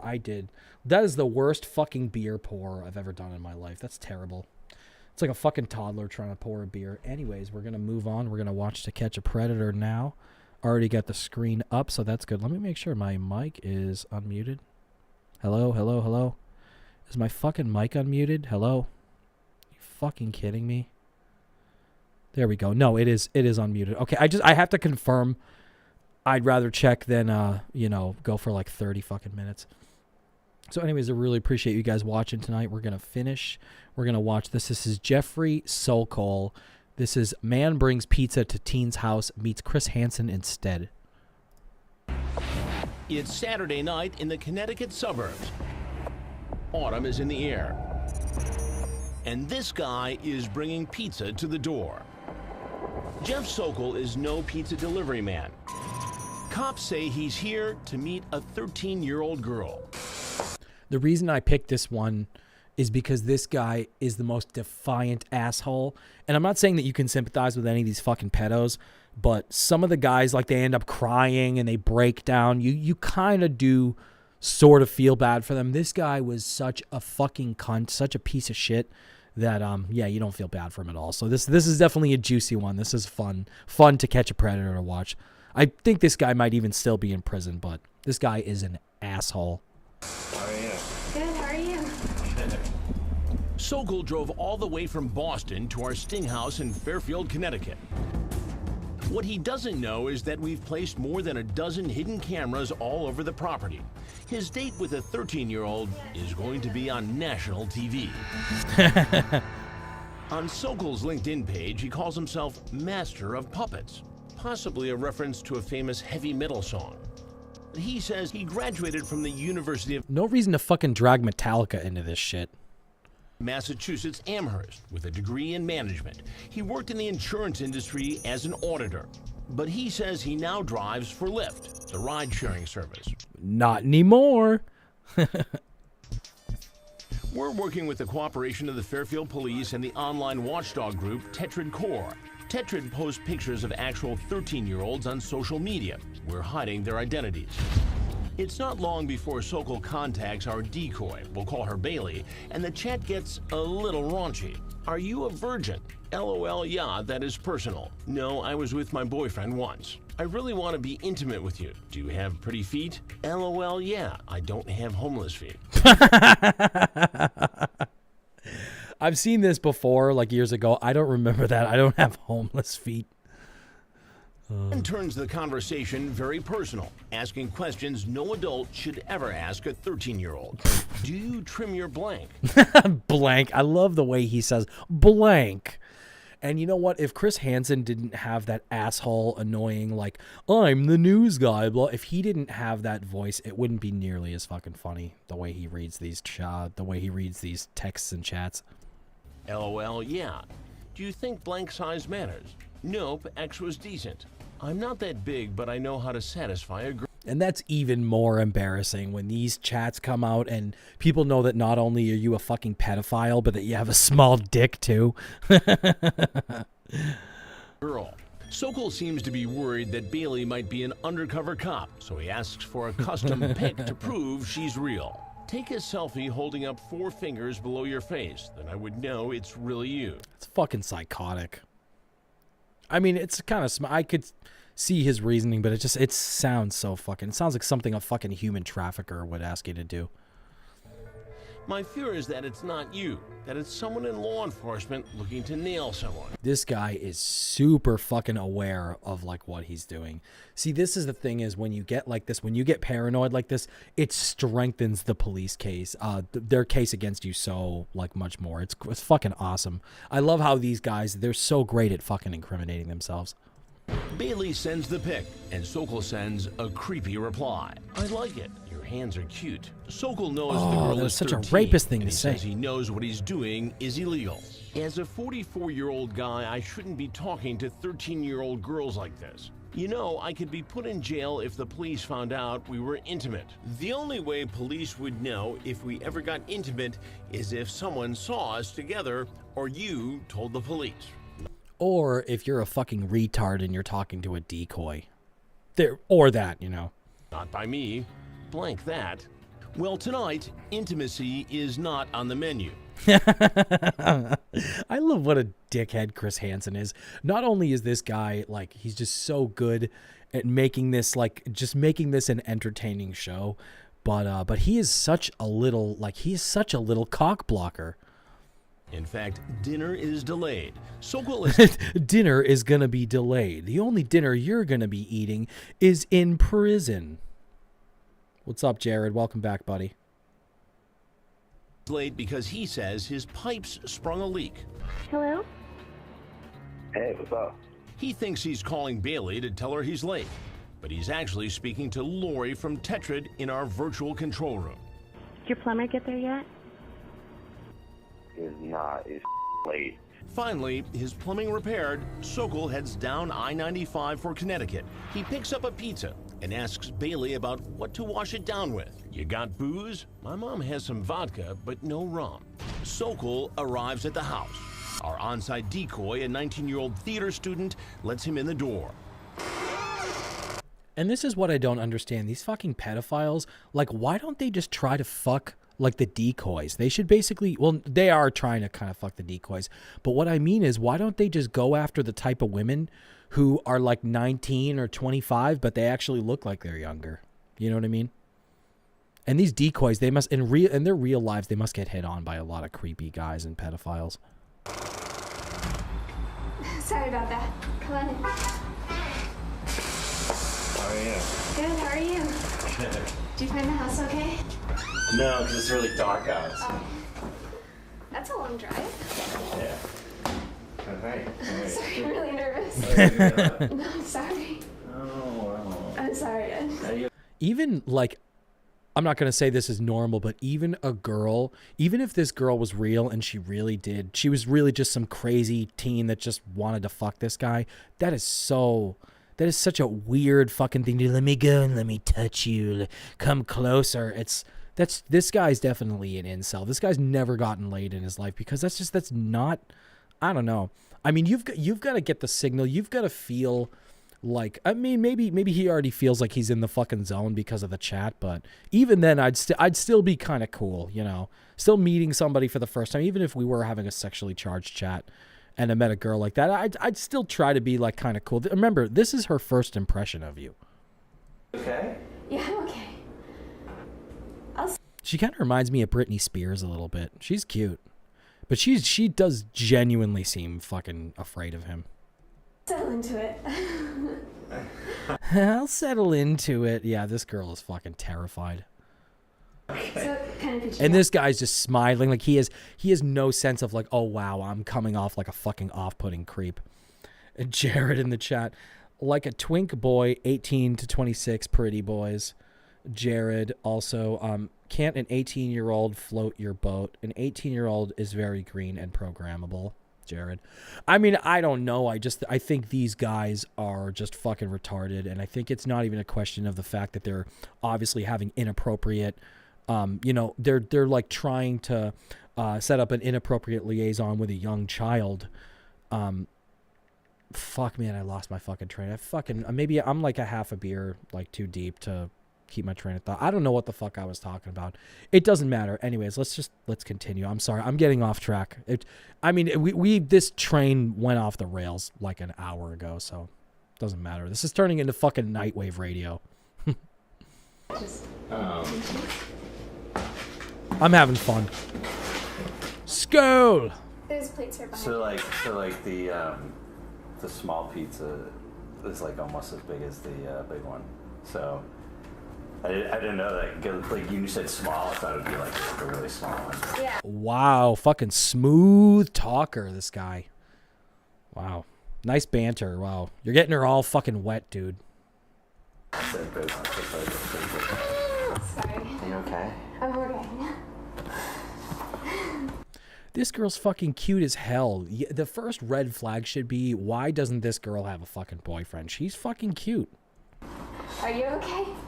Yeah, I'm fine. I am. I'm fine. I've just never done this before. I know. Have you? No, not really. I mean. Are you telling me the truth? I mean, I've met girls online, but I don't like come like this far to like meet someone. I don't know why It's kind of crazy, huh? It is crazy. Yeah. Why did you let me come? If you're so nervous.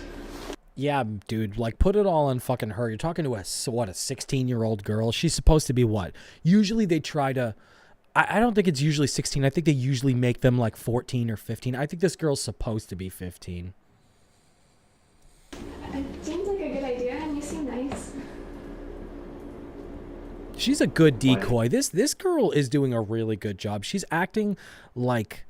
It's pretty plausible, man. I got to admit, this girl, I hope she goes on to get some good acting gigs because she's doing a good job. Not to mention, she's pretty cute. I think I came. I think I know. It's not the only reason. And this goes on a little bit too long because usually as soon as the guy gets in the room, usually they'll have a quick interaction and then they'll need to I need to go to the bathroom or I need to get laundry because they don't really want to put the decoy in danger. So usually they'll leave and then Chris will come right in and be like, "Hi, how you doing? Have a seat." And that's the moment where the jig is up. I don't know why they're letting this go on for so long, but especially where he was trying to hug the decoy, I feel like they should have jumped in and probably protected her, but I don't know. This guy is just such a fucking creep. It's not the reason. He's like one of the worst ones to ever be on this show, in my opinion. The reason. And I just,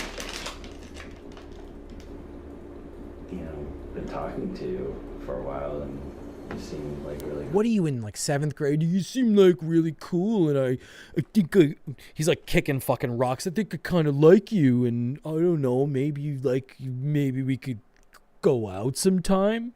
You're like, what? This guy's like 35 years old? No, I think he might be like 26, but he looks like he's fucking 35. To hang out with, and, someone that I'd like to meet, and I. Oh my God, this guy is such a dork. He has zero confidence. Check out the situation, Well, here we are. Man, this girl really wants to fuck you, dude.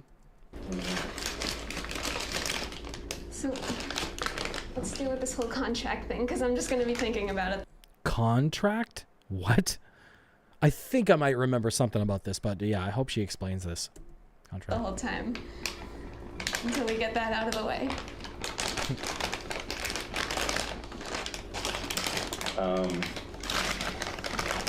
Let's eat and we can talk about it.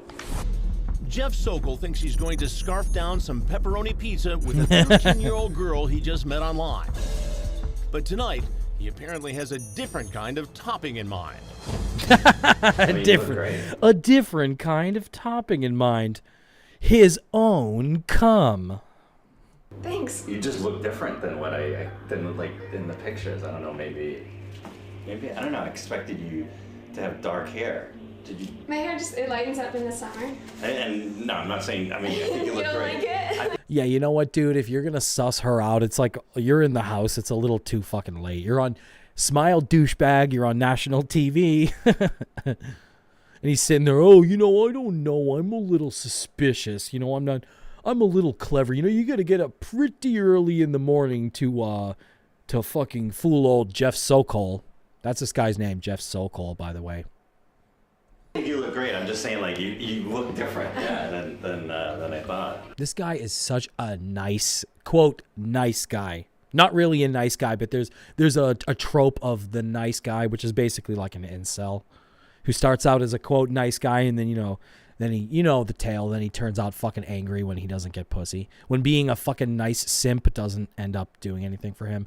Then he starts turning into a histrionic cunt. Yeah. But, no, nothing wrong with Well, you never can tell with online things, Oh, look at this guy. I just want to look at his stupid fucking face. You never can tell with online things, This guy just looks like a fucking pet. He really just looks like a scumbag. Just look at that face. Jared, I'm offline? Oh, fuck, man. Fuck.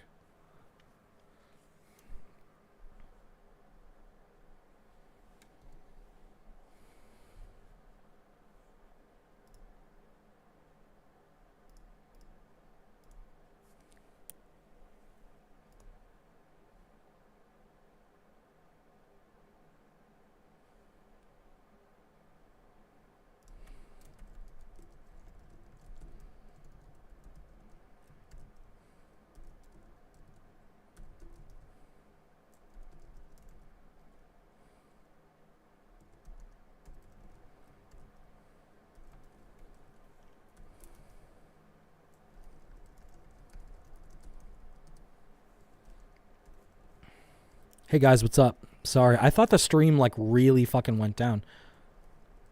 So what happens if I try to do the replay? Am I still? Hey guys, so I'm still fucking. I thought the stream like really fucking went down. Now I'm hearing myself in my fucking earphones. So what happened? Do they? Are you? Guy. So I don't understand. So I'm still live, but they stopped me. They just want me to stop that video. I don't understand. Are they going to take the stream down later? I don't know how the fuck that works. Yeah, I saw that, Jared. It said policy violation. That's fucked, man. I've never had that happen in real time, but I'm just glad that it came back up. I thought it was going to like delete my stream, which I don't want it to. I mean, I did this show, you know, I figured I want people to watch the replay and shit like that. Yeah. Yeah, for sure, Jared. You're right, man. Wow, I'm looking at myself too. Oh, yeah, I did pause it. Okay. I'm looking at the chat over here. Yeah, I don't know if you can hear me, Jared, but yeah, you're absolutely right about that, dude. So anyways, yeah, maybe I can... I don't want to, like, stop the stream right this second, but maybe I can just talk for a minute. I know it's just a few people watching right now, so I'm going to get this off, and maybe I can, like, load some tweets or something like that. Read John's Twitter. That might be kind of fucking funny.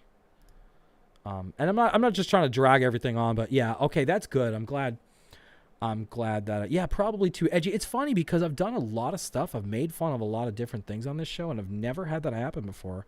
I have never, and I've only streamed, this is like only my, what, 4th stream, and I've never had a stream just like cut out like that in real time. I think it's weird that it did that, and that it let me come back like as soon as I stop the video. That's really fucking weird. I just hope that it doesn't take the replay down or something like that, because like I really appreciate everybody watching live, especially you, Jared.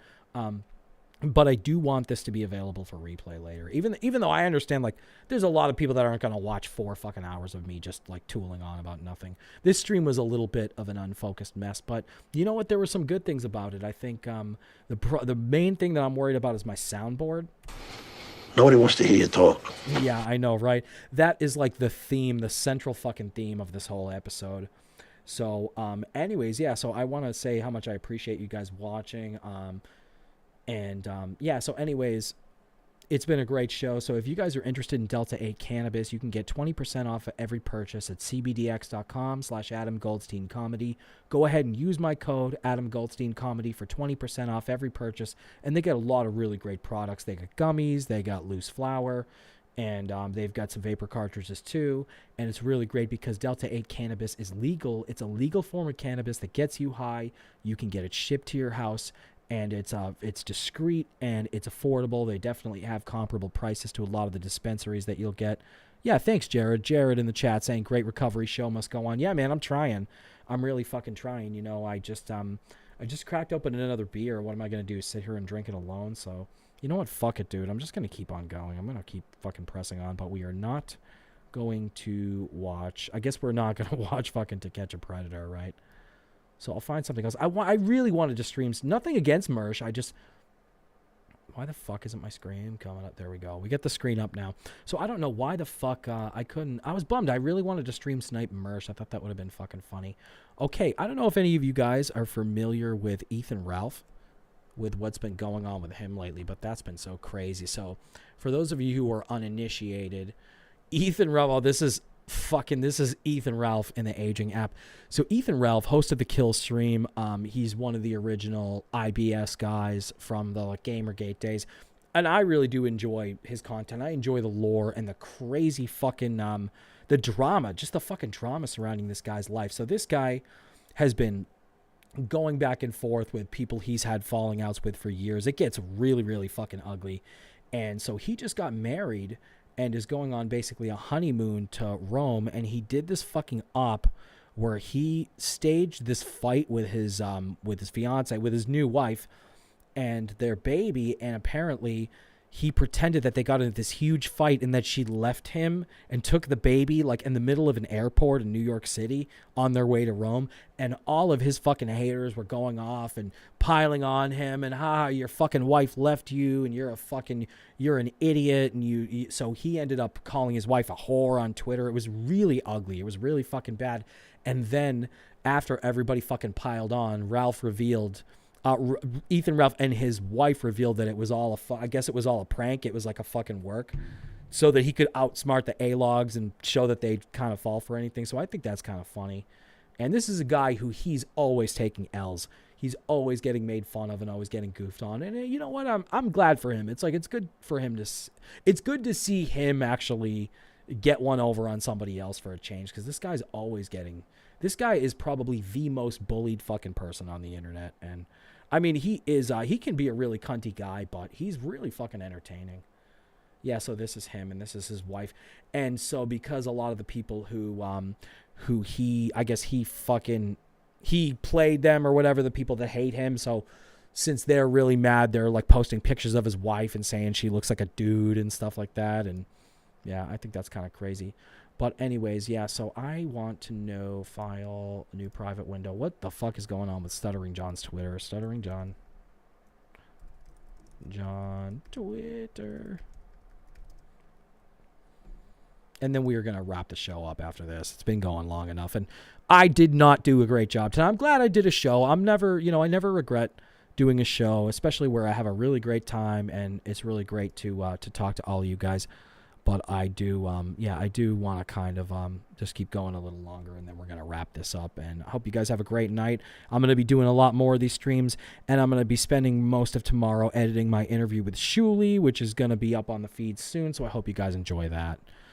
And this is nothing but John just fucking retweeting people. Gay, boring.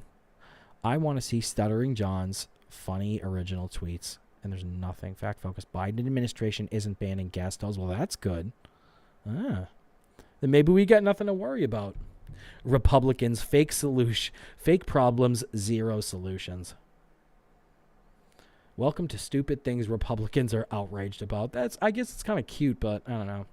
Ron Filipowski. Jesus Christ. John is like the retweet king. He has no fucking ideas or original thoughts of his own. Randy Rainbow. Oh my God, we gotta watch Randy Rainbow. Okay, we're gonna watch Randy. Decision-making process so grueling produced a result as god-awful as my next guest. Barely. This guy makes the worst fucking video parodies, but I actually kind of like him as a person, but his music fucking parodies are so hack. Let's check out one of these now. Elected Speaker of the House, Kevin McFuckhead. Kevin, how's Kevin it going? McFuckhead, I kind of like that.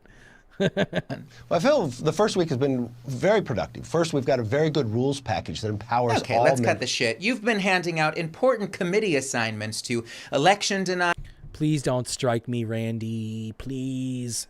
QAnon conspiracy theorists, pathological liars. Nice fucking glasses, Elton.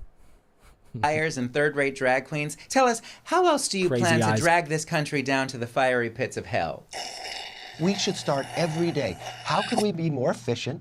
How can we deliver a more effective to the American public? And how can we do it in a more secure way that we don't spend as much? Please wrap it up. Why would we sit back and be so arrogant to say, no, there's no waste in government? Speaking of no waste, Donald Trump continues to influence.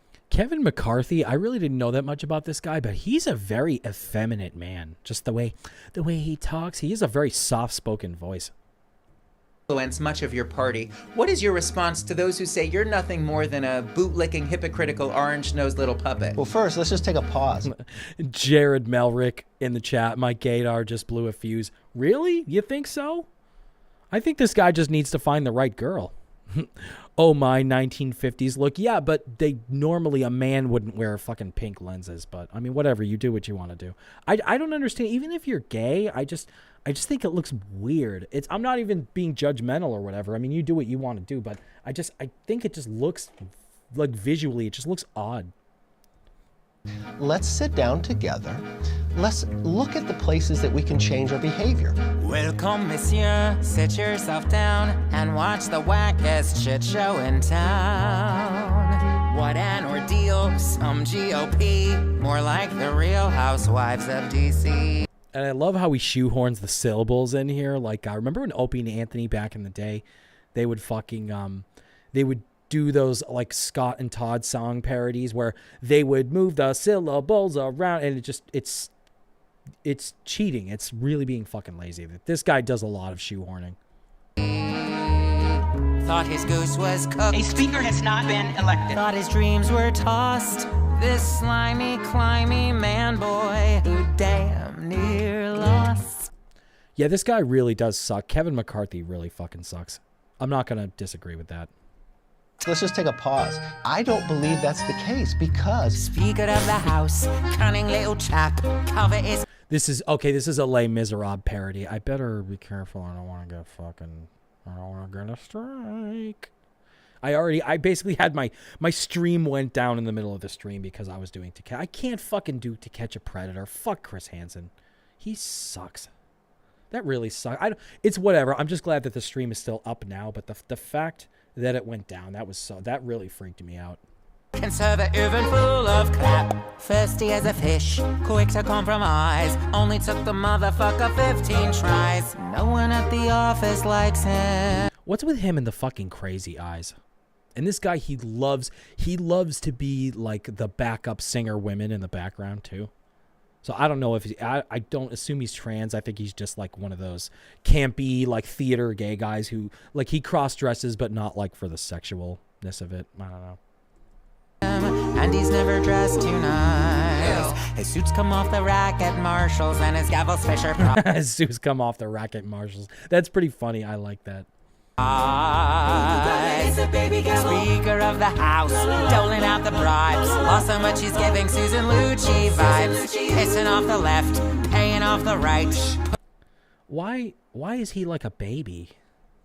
He's like a bunch of different little babies. I don't know what that is. Yeah, why?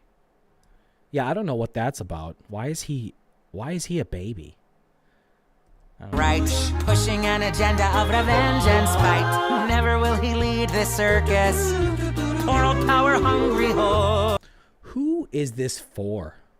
It's so fucking weird. It's so like political. It seems like putting politics into a place where it doesn't need to be. So Jared Melrick in the chat. Nice. Okay, so you like this segment. My gaydar just blew a fuse.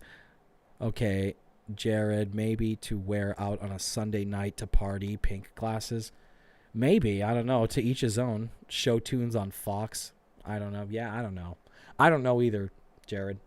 Or think they hated Nancy, can't see why they wouldn't hate you more. They hate you. There's lots of assholes in the house of assholes. God save us from the GOP.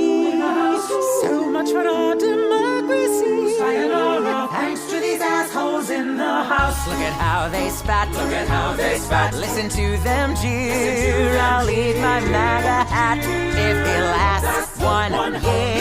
Speaker of the House, losing every slob. Bloody after blow to finally get that job. Losing every. Could you imagine having time to do this? I hope that this Randy Rainbow guy is at least making money on this fucking channel. He better be. Oh, 1 million views? Yeah, he's making money. Okay. Pushing all his luck, shamelessly indebted to his favorite truck, chucking any hopes of grandeur, suckering the working class, hurling on concessions, questions will invite him. Did he actually pull his fucking tooth out for this? I'm not gonna rewind it. It's fine. I will never give up. Chaos in the house, imbecilic scum. Boober doesn't even know what state she's from. Marjorie's a mess, Matt's a ticking bomb. Santos says he's Ariana Grande's mom. Everybody's lost their marbles. Everybody's living. No, but fucking AOC and Ilhan Omar and Rashida Tlaib and that other one who wears the fucking towel on her head. Yeah, they're all fucking fine though. Nothing wrong with them. Yeah, what did he do? What did he do to block it? He must have wrapped some licorice around his tooth. Never was a weaker, stazzy, status seeker, speaker like the sorry. This guy is a fucking meth tweaker. This Randy Rainbow guy, I think he's definitely tweaking. Little pots. How long did he take to win it? 15 times. Lowering the bar, creeping up the ranks, winning margins tighter than a pair of spanks. What divine humiliation! What a wretched little louse in the house that he left her cheek.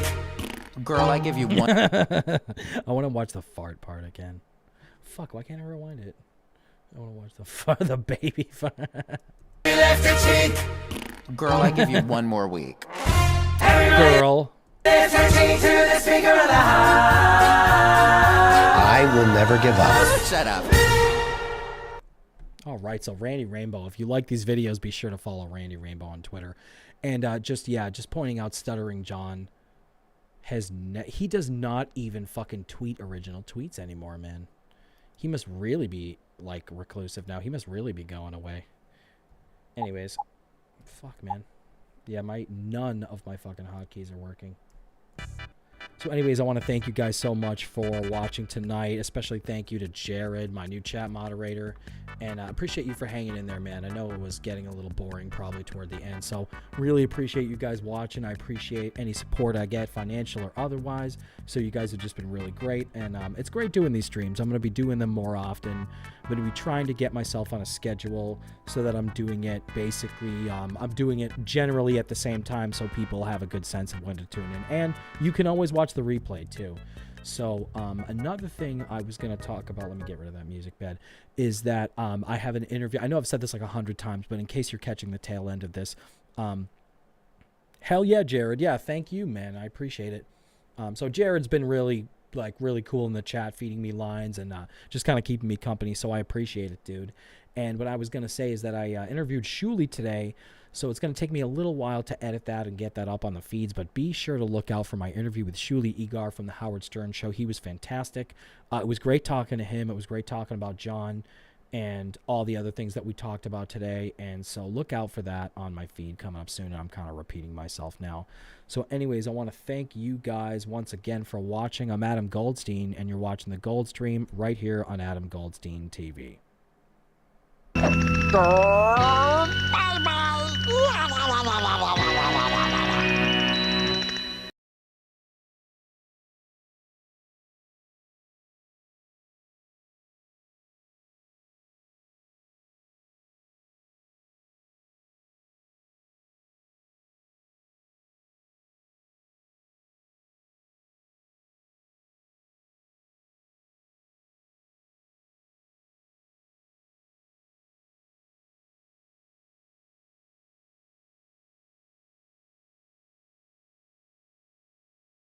Fuck, my microphone was off, dude. Okay, so I fucked up. That's what I'm always afraid of, dude.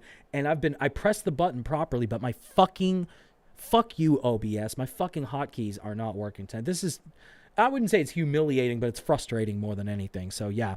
So the volume, yeah, I know, Jared. I'm sorry about that, dude. Yeah, so I pressed the button, but it didn't fucking register. It's never, OBS has never done this before. So this is just going to be my most chaotic stream, but I mean, I'm still glad I did it tonight. It was a lot of fun.